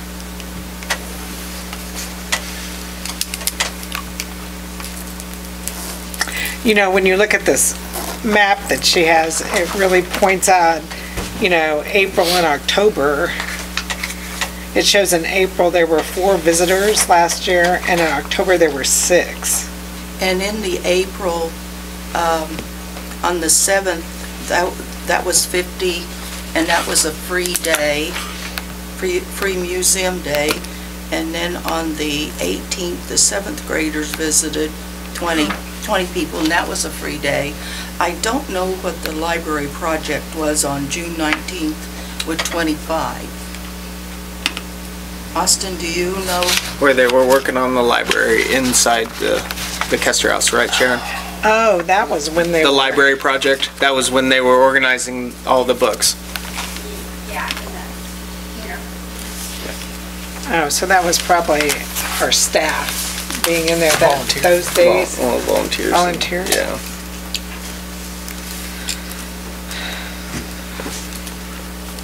Well, you said that was over the winter, your library project. Okay, so this might have been something to do with, because there was no, I don't know, maybe a program that was being put on by the library. Something with the... Yeah. You know, sometimes they had that poetry reading or something, didn't they, Sharon? Didn't they have somebody come do reading? That's probably what that was. Oh, I bet that's what it was. So, you know, I think we should always encourage those kind of events there to get people to come in and see it, even if it is free. I think that, and you know, the fact that the 7th graders came, I'm ecstatic that the 7th graders came and looked at it.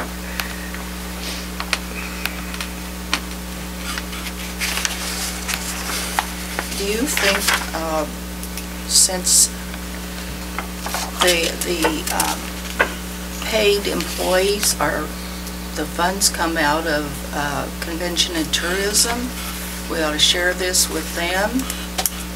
Well, they feel that they feel like we are the decision makers on that. That we hire those employees, we pay those employees, and we take the money out of their account rather than them making the decisions about it. I just clarify that.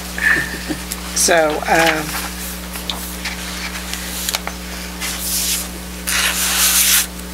you know, maybe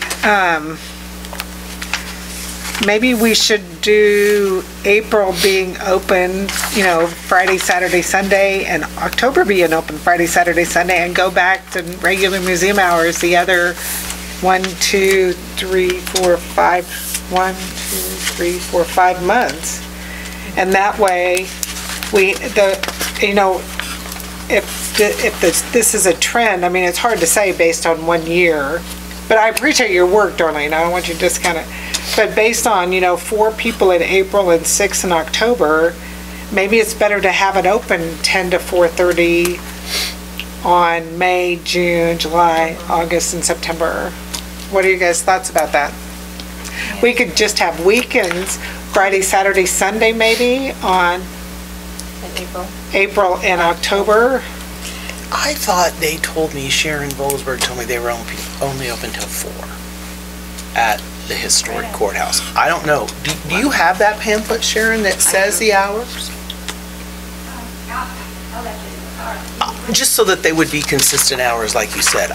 I thought that's what she told me, but I'm like, everything we put out for years. It's open at 10, and we're open April through October. At 10 till what? 4:30. It is 4:30. She just told me the historic courthouse was open till, I thought she said 4, maybe she said 5. You know, the hardest thing for me is, and, you know, I think the museum is a huge thing for our Broadway, and it's a beautiful facility, but it's hard for me to pay someone to work there for 4 visitors in the month of April when our guys are working the streets and digging holes and making $15 an hour. It's really hard for me. I mean, I look at our staff and I compare somebody who sits at the museum and has 4 visitors versus our guys that are out doing concrete work. It's hard for me. And I guess if those people would do another function as they work at the museum, but if they're only wait for visitors to come, it's really hard for me. How do you guys feel about that? I mean, our workers, especially our seasonal workers, or look at our police officers. Our reserve officers only make $14 to $15 an hour, and our museum person gets $9.30 an hour and has 4 visitors for the month. That's hard for me. And Mayor, last year, we had asked that the chamber and the museum employee coordinate lunch hours, and we even bought the sandwich sign thing so to direct people back and forth when, you know, one of them was at lunch, and they didn't do that. And it never happened, yeah. Well, could I address that? Because, sure. You were gracious enough to come back, so absolutely, Sharon. Yeah, left the ball game. Oh, don't tell us the score. The finals. Well, about the lunch hour thing, we were prepared to do that, but as far as I know, the chamber never put up a sign that said, go to the Kester House Museum, which is what they agreed to do. And so after a while, you know, we talked to them about it, and it didn't happen. And so I think they just closed and didn't do that. We weren't able to help because nobody was notified that was what was happening. So did you happen to, can you give her a copy of that? Yeah, I have. Well, but you know, I was at the museum this morning, and Pat wasn't on the payroll, but she was there for about 3 hours, putting the museum inventory into a computer. Or no, not the museum inventory, the library inventory that we never got finished last winter. And then on Saturday, Pat was there all day, and John were there all day, but one of them wasn't getting paid. They've always done those kind of things. I mean, and that was in April. And, you know, if you only had 2 people in April, well, we had 150 people there Saturday, but they weren't paying. And yeah. I feel that's a service to the community. Well, I think that Museum Day is a definite. I think it belongs to the people, and local people should be able to use it as much as possible. And then they'll come back when they have family visiting maybe, or whatever. And I will admit that our foundation has been bent on getting the facilities brought up to where they're not rotting and sitting there in the middle of the town looking like crazy. And we have neglected doing the kind of public relations thing that we need to do.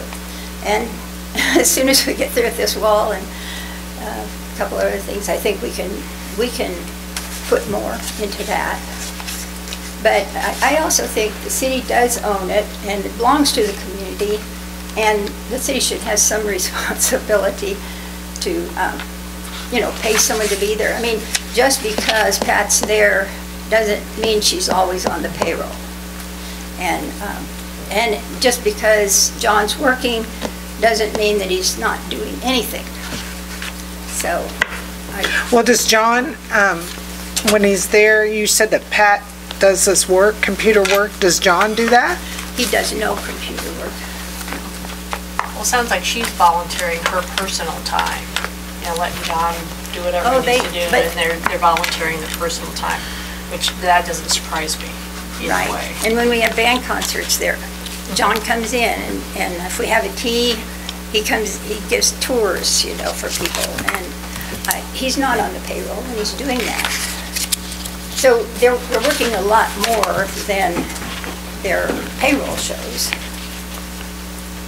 Does your brochure show that you're open all these months? I mean, you know, for April and September, you know, when they were talking about not having, is that what your brochures show? They all show April through October. Uh-huh. Okay, so if we were to change the hours, then the brochures wouldn't be correct. No, they're not gonna be correct if you change that. Yeah, okay. But I mean, we won't have to put out new ones, but we won't be able to bring in back all of those ones that are already out there. Correct. Yeah, that's what I was wondering. Having people come and be turned away because the place is empty or not open. Right. If you were to make a decision like that, I would think it should happen after we close in October, so that by the time we open again, we know, and we've had a chance to get it. We just got the report, the attendance report in this packet. So we never had it before. Right. So for this year, at least, we need to leave things the way they are. Well, yeah, I would hope so. Yes. And you know, there are things we could do, because we do.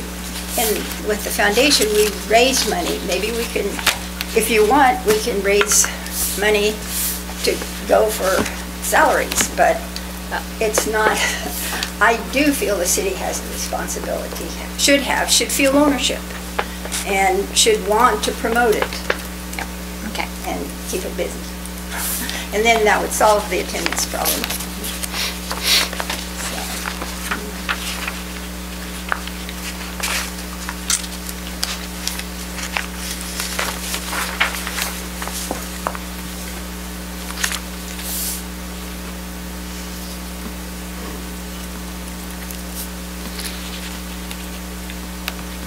So we just want to leave the hours for this year, since she's already said they have the brochures and everything? Well, you know, I have to say that even though the brochure said that, the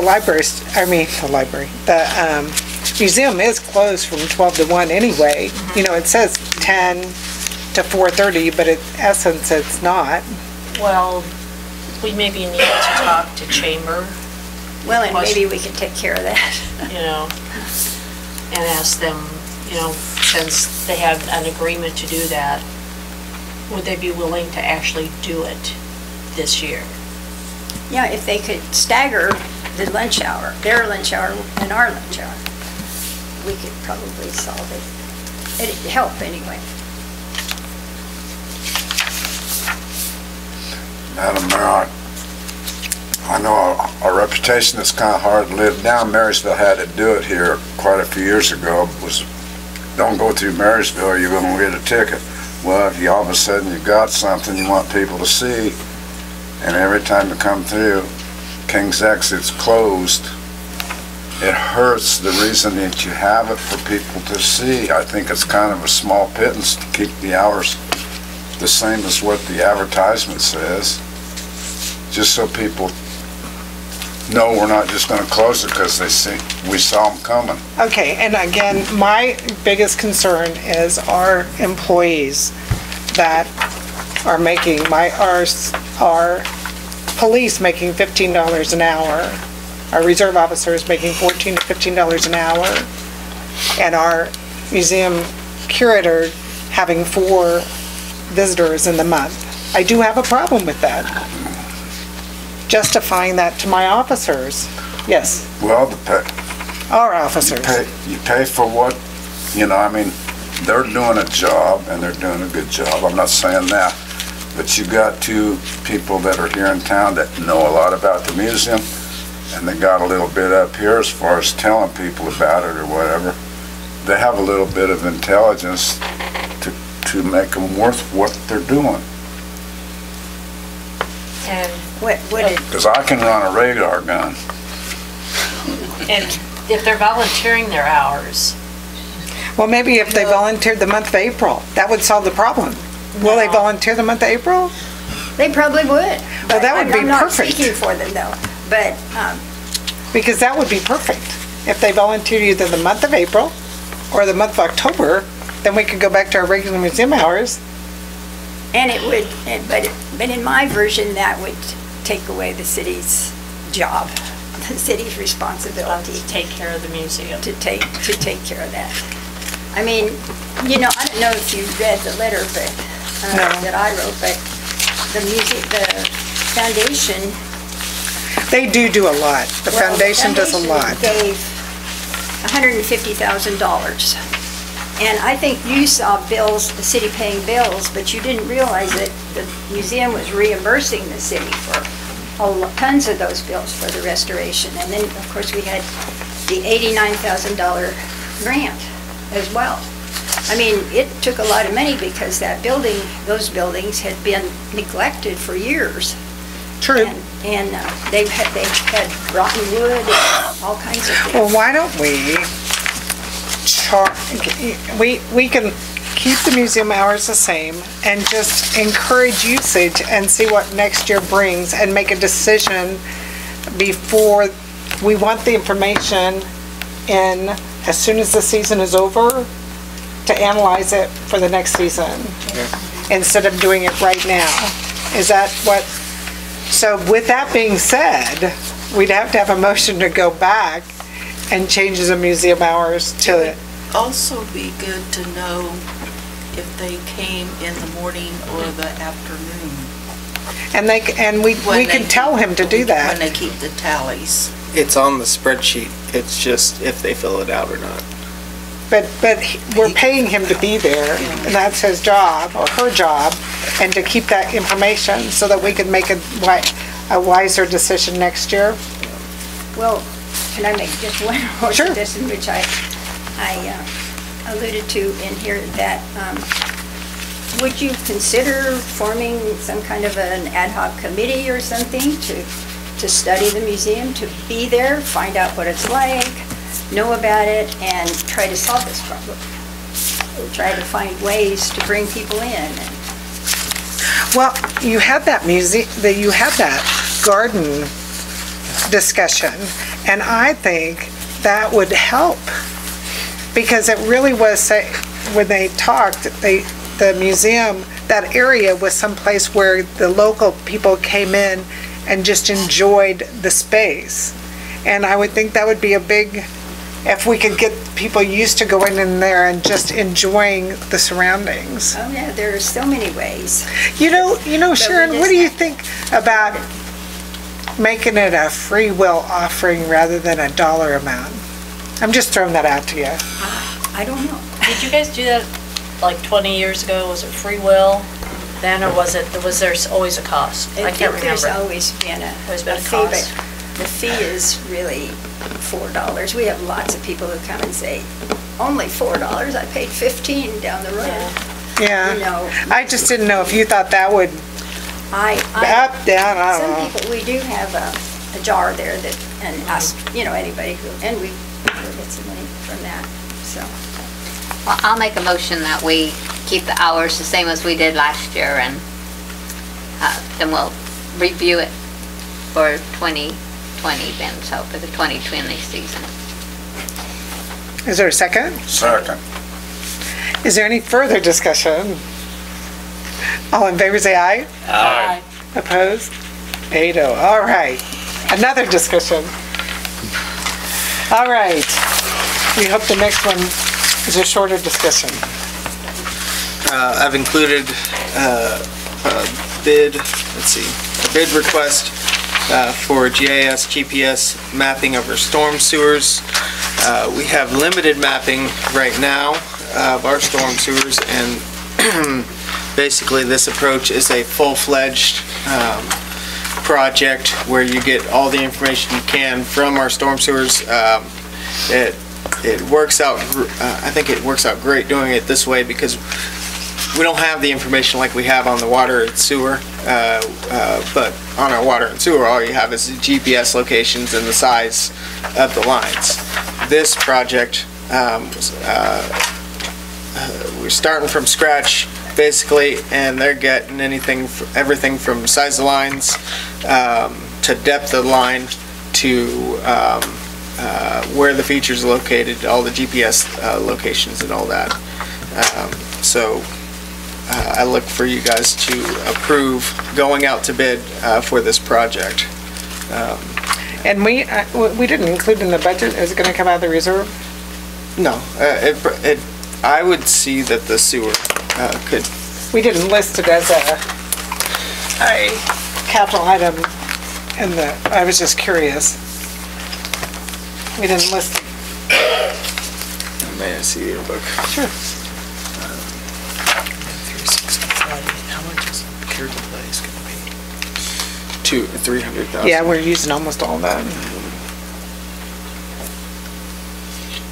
We have 188 in capital outlay there under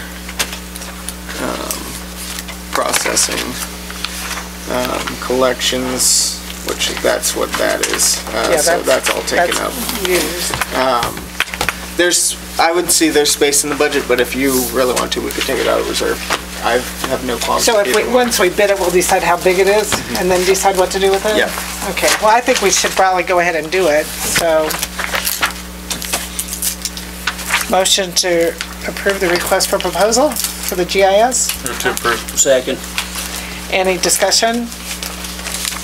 All in favor say aye. Aye. Opposed? 8-0, all right.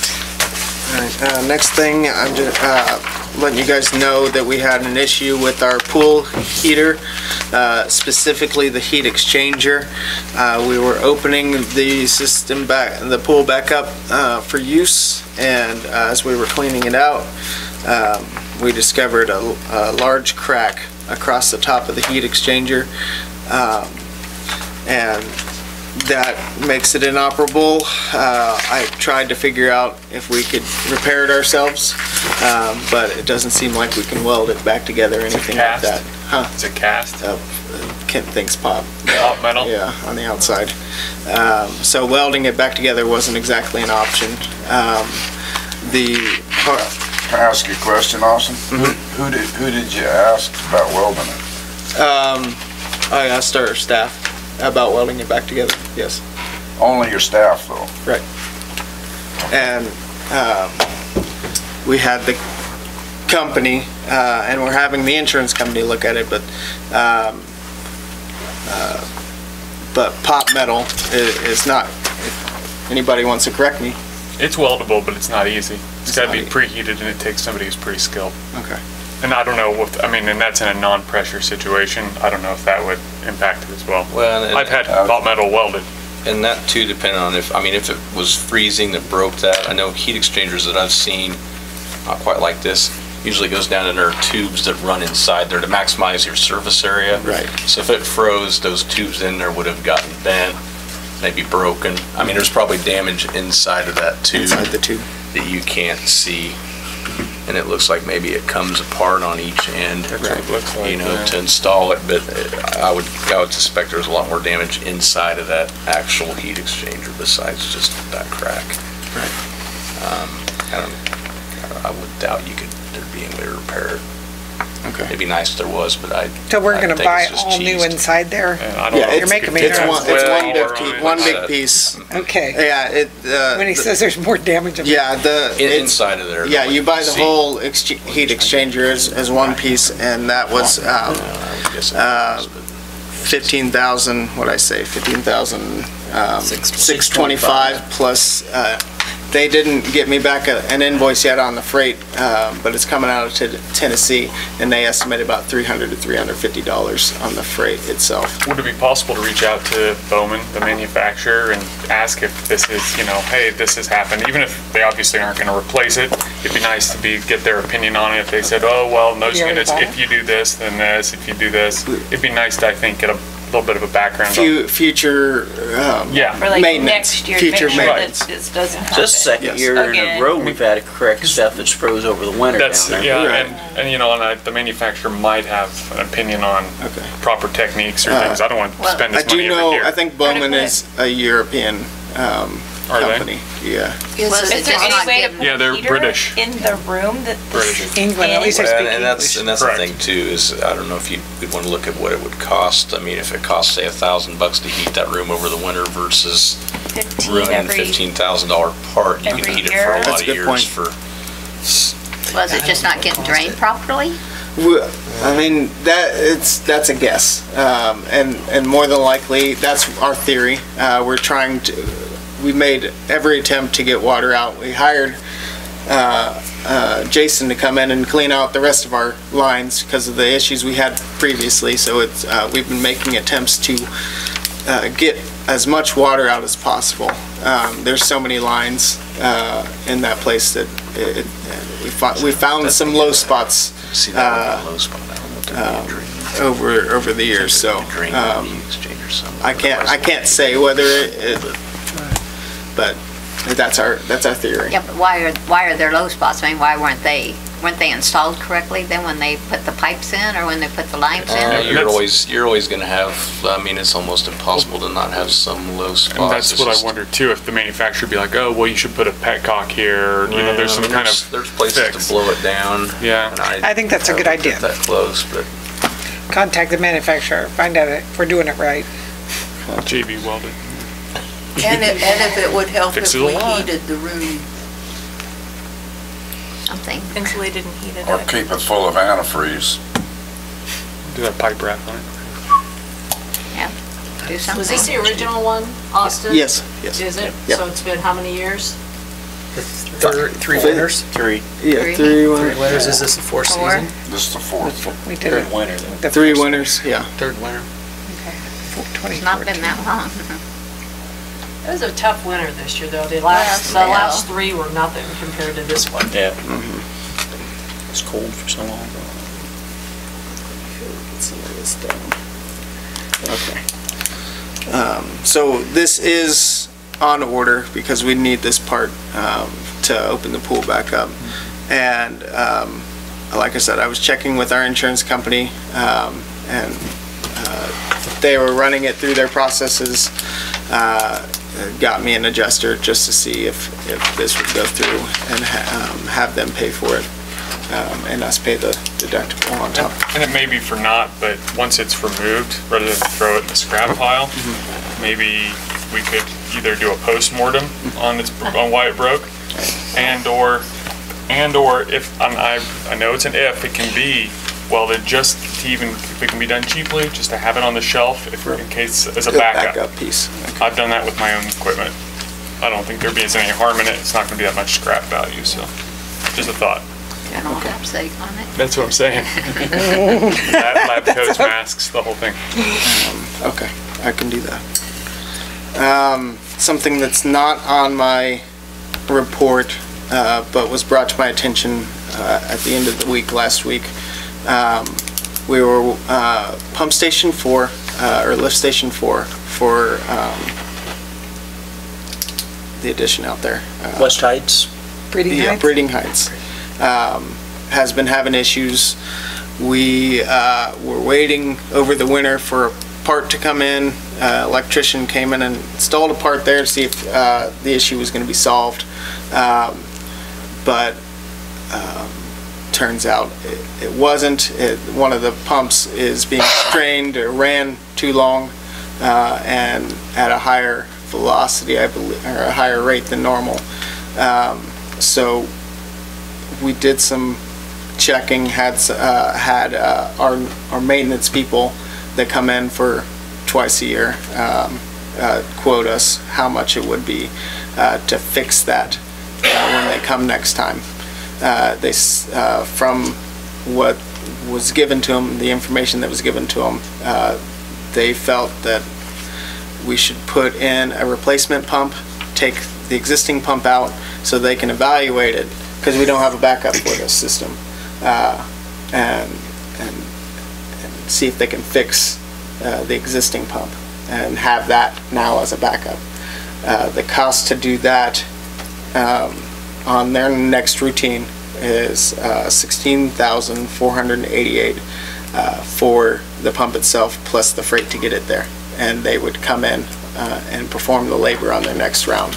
Do we have too much I&I coming into it? I couldn't tell you that. Well, that could be a possibility because of the rains. But it was at a constant rate is what Kent was telling me of running. Because I know when we engineered that out there, you know, they said there was this many homes, this many people should produce X amount of water, and when it was installed out there. Right. I don't think it's the load that's the problem. I think there is. I wish I had. I mean, if it's pumping all the time, like you said, staying constant, that's what makes me think there might be some I&I coming into it. And I apologize for not having more detail. I had a phone conversation about it, and our electrician, or Heineken, actually talking to Kent and me about it. He didn't have a written proposal. He was there last week, and we wanted to, if he's going to come in the next month or so, the company, Agland, who maintains our system, was going to come in prepared. This had to be brought up fairly quickly. And so the electrician Agland wasn't able to get a proposal written up for this. But we do know a price on the pump. So I wanted to bring this to your guys' not just attention, but to get what you think. Well, you have to have the lift station working. Yep. Yeah. And you have to have a pump in the lift station. Now, will that pump interchange with the one out east? I'm not sure on the sizes on those. You know what I mean? Yeah, I know what you mean. The one all the way out there. At hometown. I would guess that's about the same size. I could not. So then we would have an extra pump for multiple spots. Add an extra one for out there, though. Don't we just pump it from Breeding Heights to the lagoons? Straight to the lagoon. Yeah, okay. Yeah. I was like, surely we don't pump it into town and then back up. No, but the pump's got to be running going to the lagoon before in order that one to kick on. Right. I'm not sure if they interchange. Just thinking about it, but that would be a thought process going forward. Yeah, if we got to upgrade one little bit or downgrade one little bit, so we could have one that would fit multiple points through town. Right. The east one is a big one, though. Well, there's when one. You say east. There's one at Hometown. There's a one there at Landals, and then there's one up at Breeding Heights. I mean. Okay. Well, I think we need to buy a pump, make it work. Okay. All right. We can, if everybody's okay with that, we'll go forward with that. Yep. Okay. Next one, I have the financials.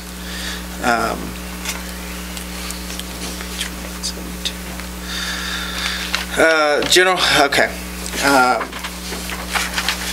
The funds were a little bit different from last year. Last year we spent the insurance money in April, whereas in this year we spent the insurance money payment came out of March because we got it in for April 1 as they wanted.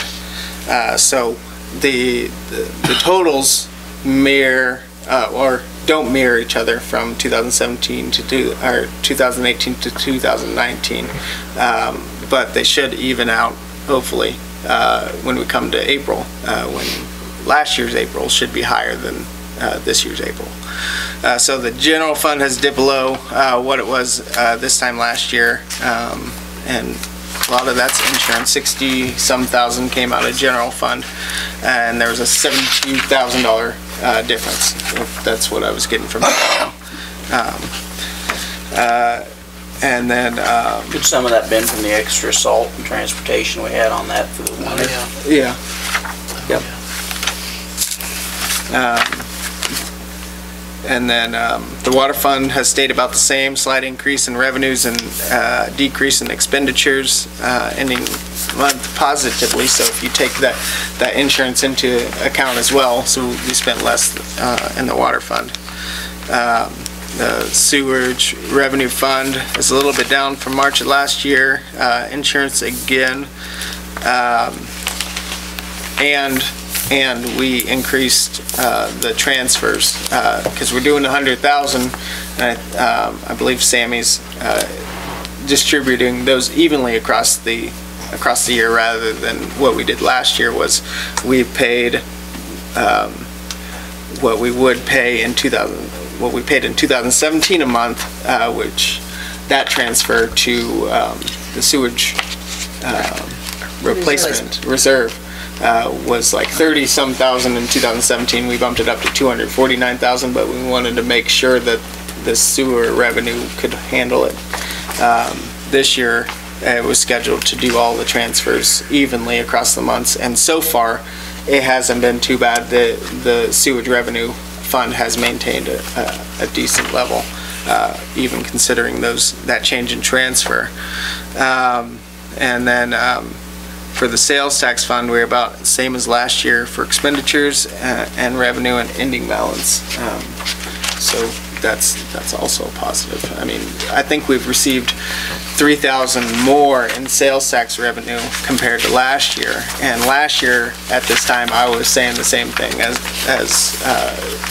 comparing 2018 to 2017. So it's on a decent rise, if I can remember that right. So, any questions about the financials that have been presented?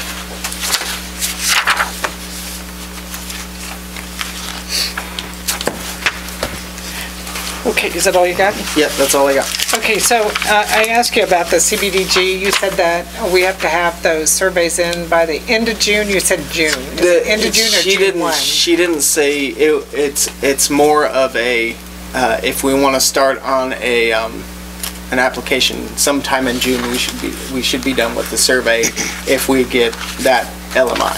Okay, but so June 1 or June 30? I'm trying to figure that out. I'd probably, if you were gonna be safe about it, be June 1. Okay, June 1, got it.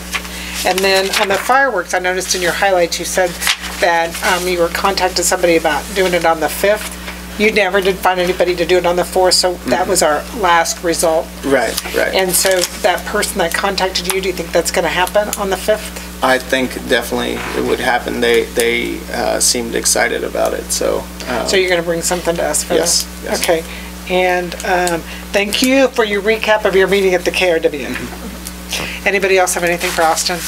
No. All right. We will move along to street. I did not get the right-of-way ordinance drafted, so I asked Austin to do that for the next meeting. I apologize. And there was one note on that in the highlights about a gouged highway in the police department highlights. Do you know where that was at? In the Some police farm implement that gouged our highway. You guys know where that's at? There was no police department. I kind of looked. 2 weeks ago? I couldn't see it. You mean their highlights 2 weeks ago? I don't know. It said gouged highway. Said a ramp was down. That ramp was down on the semi trailer coming with through town. a ramp down. That was a while back. It was a couple weeks ago. Yeah. There Okay, it wasn't that far back, but At least. it was since the last meeting, you guys. That was back in the 90s. Anyway, it's not something we have to repair. That's my question. I haven't seen it to make a judgment on that, but I've driven up and down the highway and asked Chief about it? Yeah. Okay.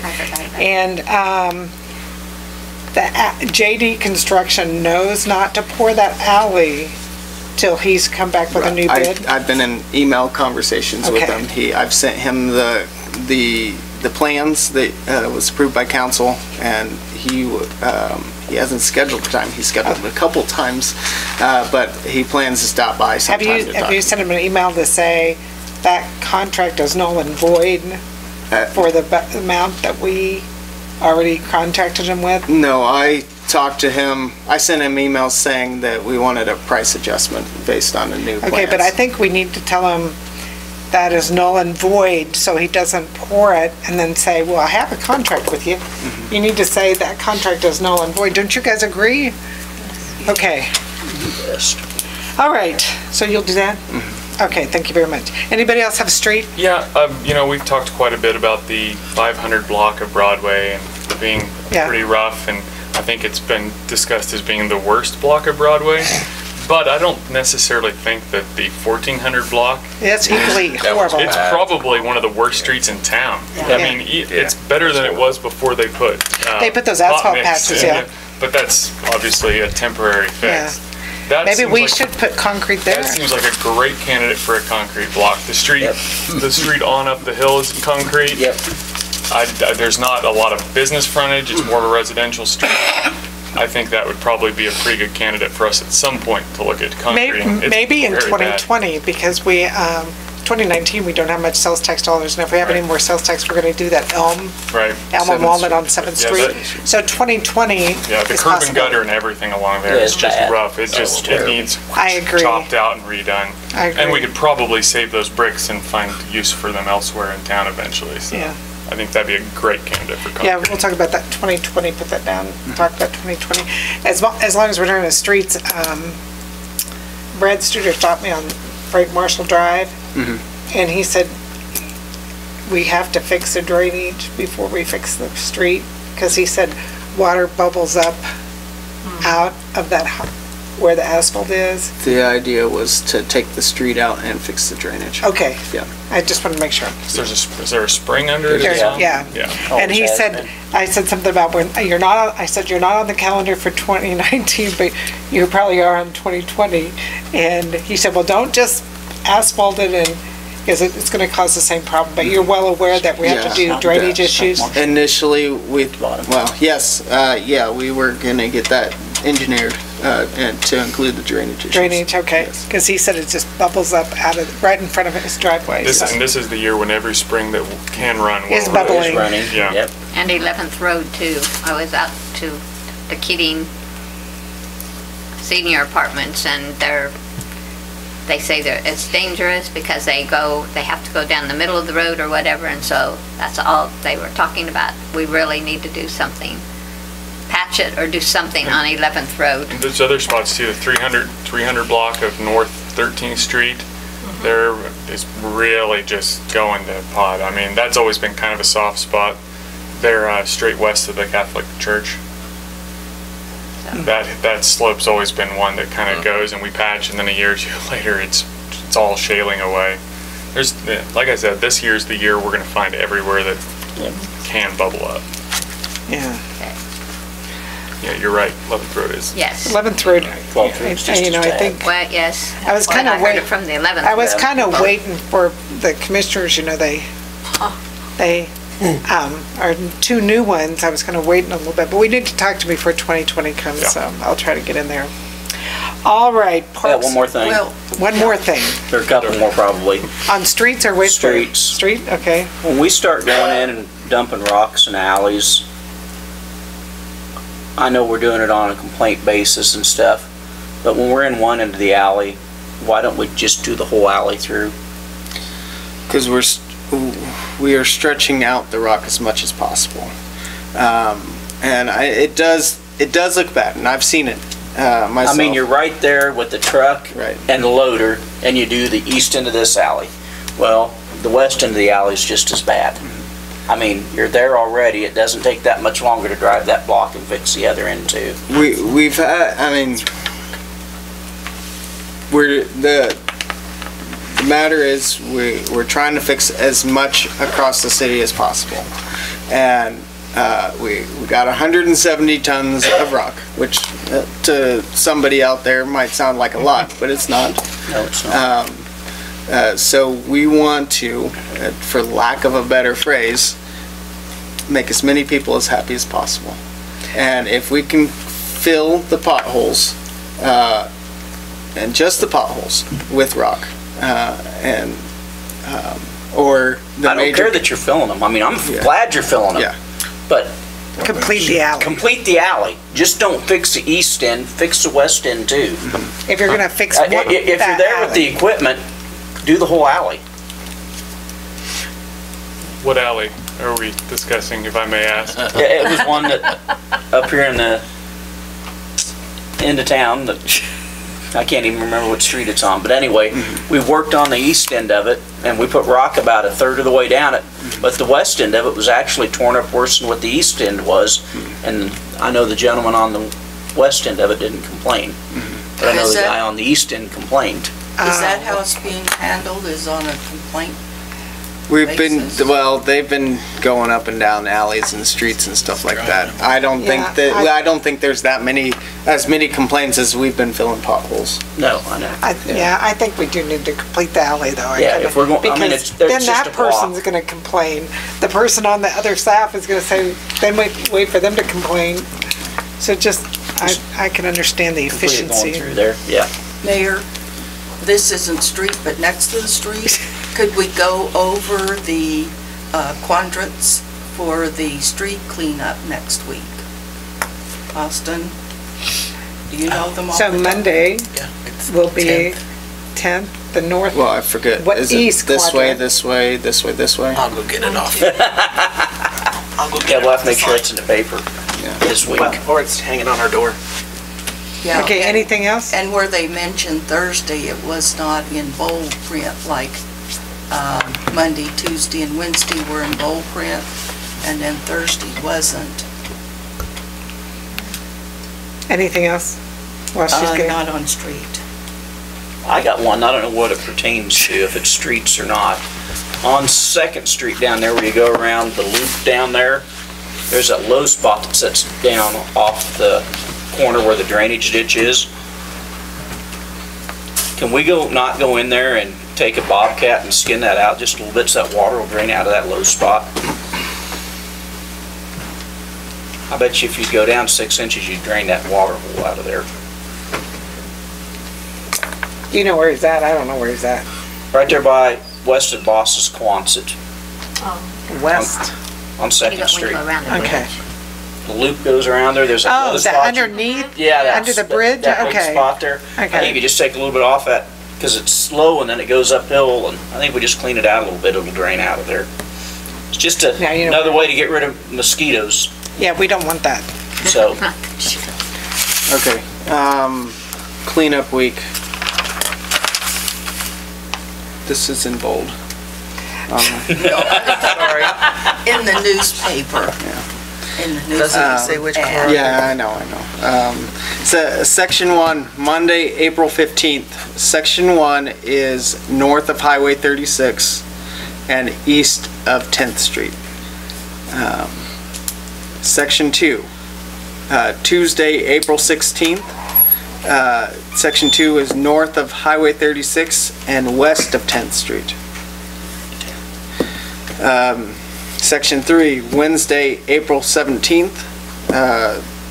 Section 3 is south of Highway 36 and east of 10th Street. Or Highway 77, that makes sense now. East of Highway 77. Section 4, Thursday, April 18th. Section 4 is south of Highway 36 and west of Highway 77. Dump hours for the week of April 15th through the 19th are 9 a.m. To 5:30 p.m. Monday through Friday. Also, it would be if you put your yard waste in front of the curb in containers, one person can handle that would so we can get it done efficiently. And if you it would be beneficial also if you have your waste out the morning of the day you're scheduled, so we can make sure we get you on that day. Thank you. Anything else on street? Praise the Lord. Water, wastewater? Parks and Rec. Gina, Jason, you want to share a little bit about the meeting? Go ahead.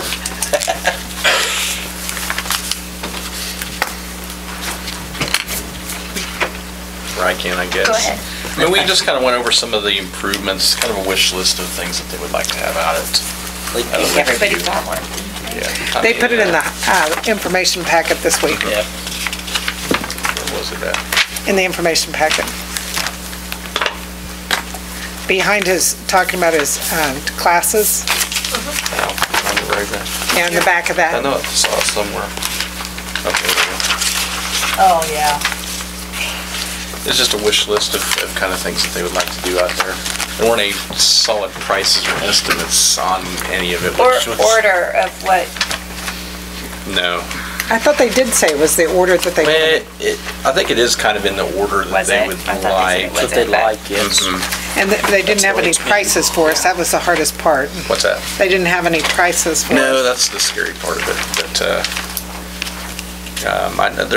they have a lot of issues with drainage at the ball fields, which, I mean, we're kind of all aware of. They kind of said that had to be addressed first, and that putting that grass down where that rock is from that parking lot would help, but it would still have to be addressed so that when they start leveling these fields, I guess the safety concern is what scared me the most. I had no idea that Blue Diamond was a safety concern. The Black Diamond's got issues too. I thought the blue was the diamond, he told us. I believe somebody broke their leg out there somebody recently just broke their leg in a washout. on Yeah. practice. They, a young woman. On the Blue Diamond or the Black? I don't know which one. I believe it was on the Black Diamond. Isn't the Blue Diamond the first one you come to and and the Black's farther down? and the red's up above. Yeah. So Black Diamond is where they got hurt? When it got broke, it got black and blue. The Black Diamond, I was thinking the safety issue was a Blue Diamond. Well, I don't know. The Blue They Diamond. talked about the blue, but I'm not sure where this happened, but she fractured her femur and her tibia. I think it was and off the first dislocated her base knee. line is what I was told. So the west side. So they wanted to get the drainage issue taken care of and then level the fields. Yeah. Is they Sport and Rec?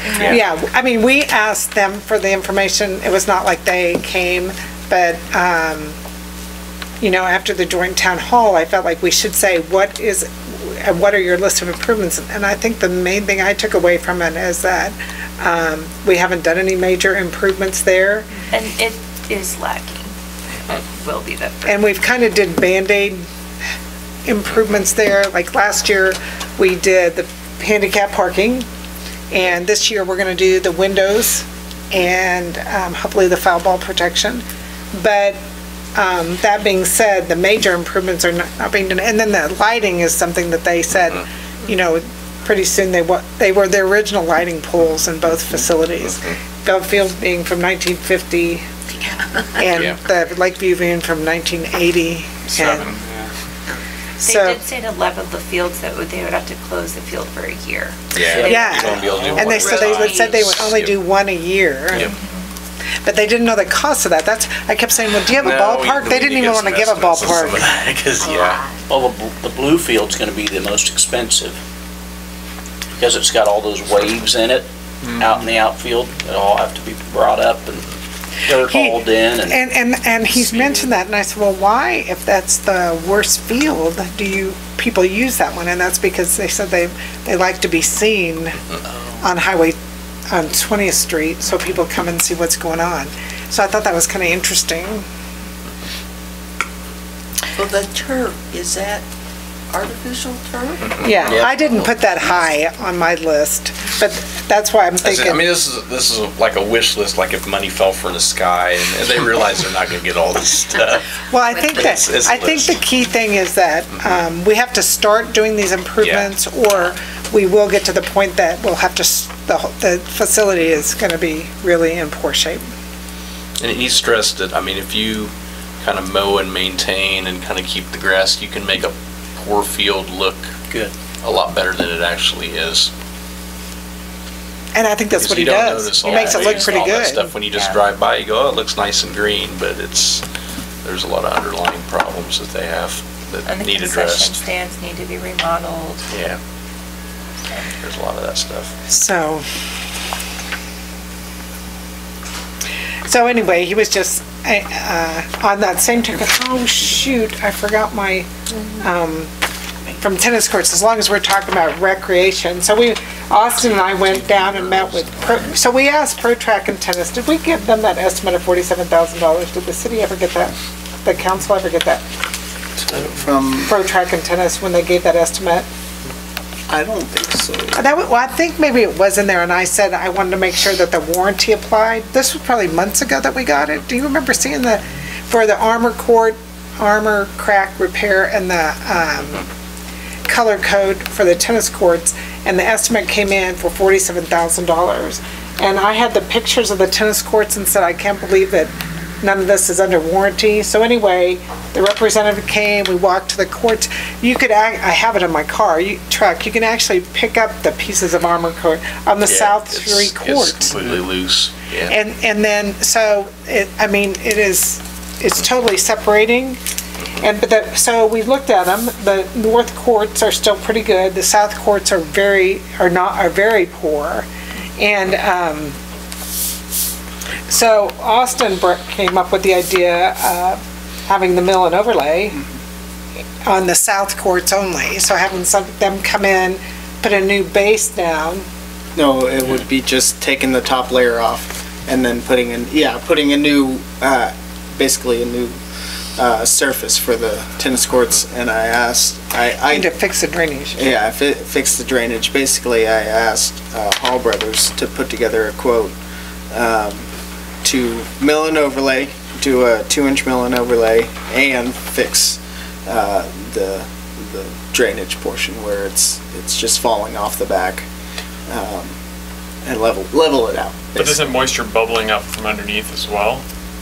I mean, wouldn't this just bubble up underneath, and eventually the mill and overlay would start shaling off and cracking and spalling? And they would. Their plan would be, well, if there's cracking and stuff like that, when they get done, they put a surface underneath. I mean, this was Geotex. I forget. It's that wide band of stuff they roll across a crack to supposed to help. Not that it was. Pro Track was recommending something that they some kind of petrofill or something. Petro something. Yeah.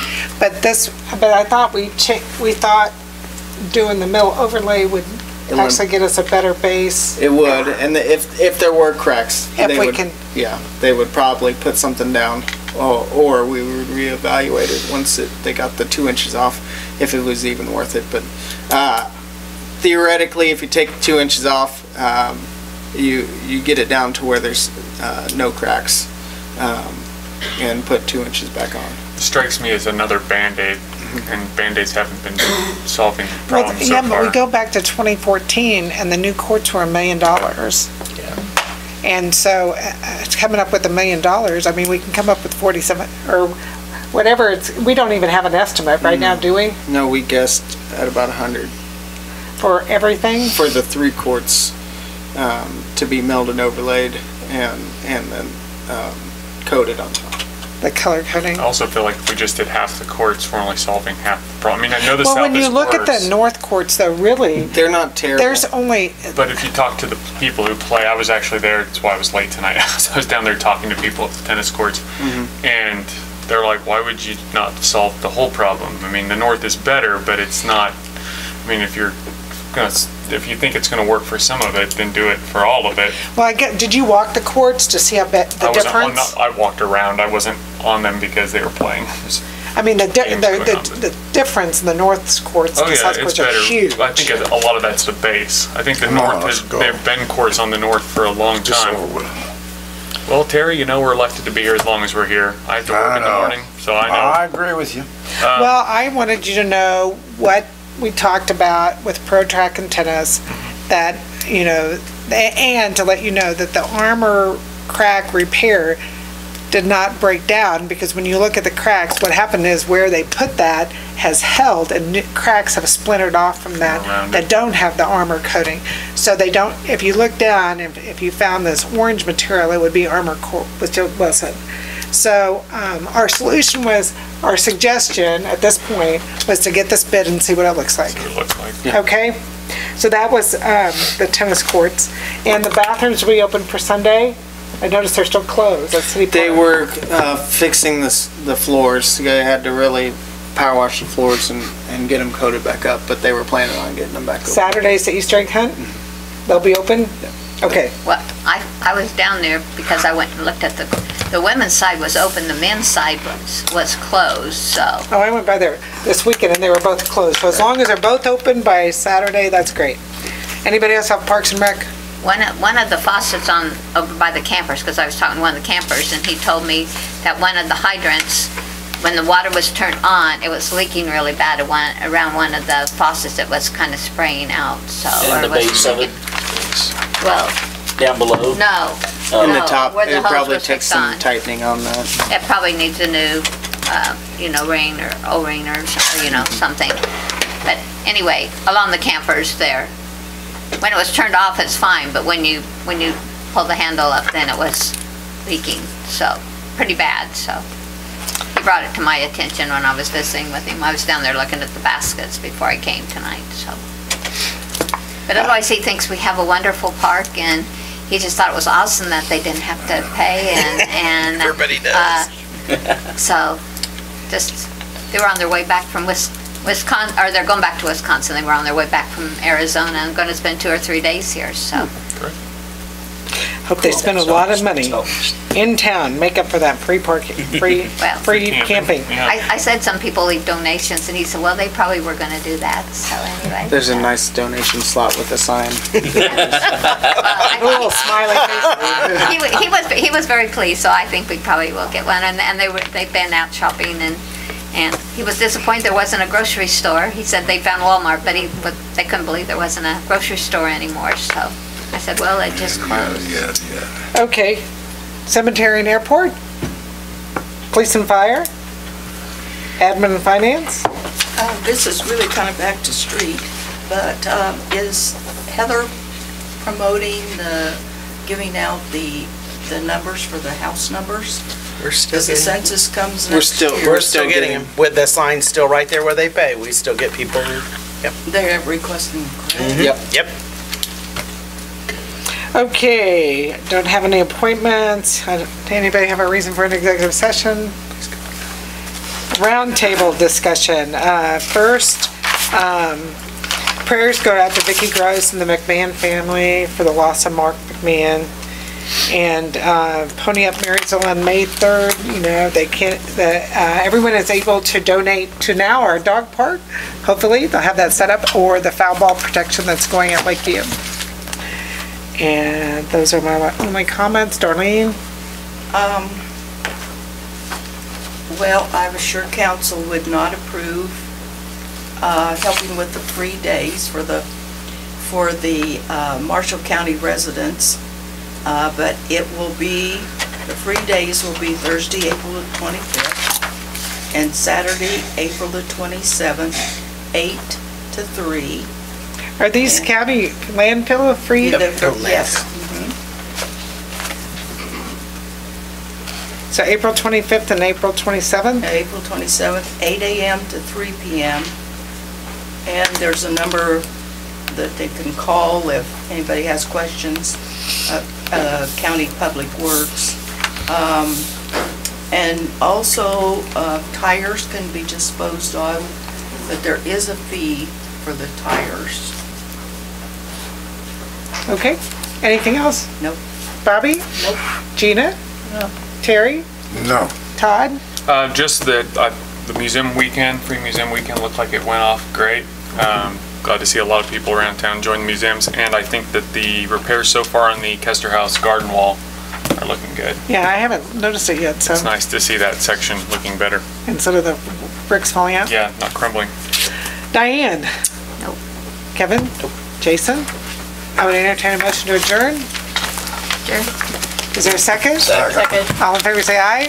Aye. Opposed? Oh, 10. 9:50.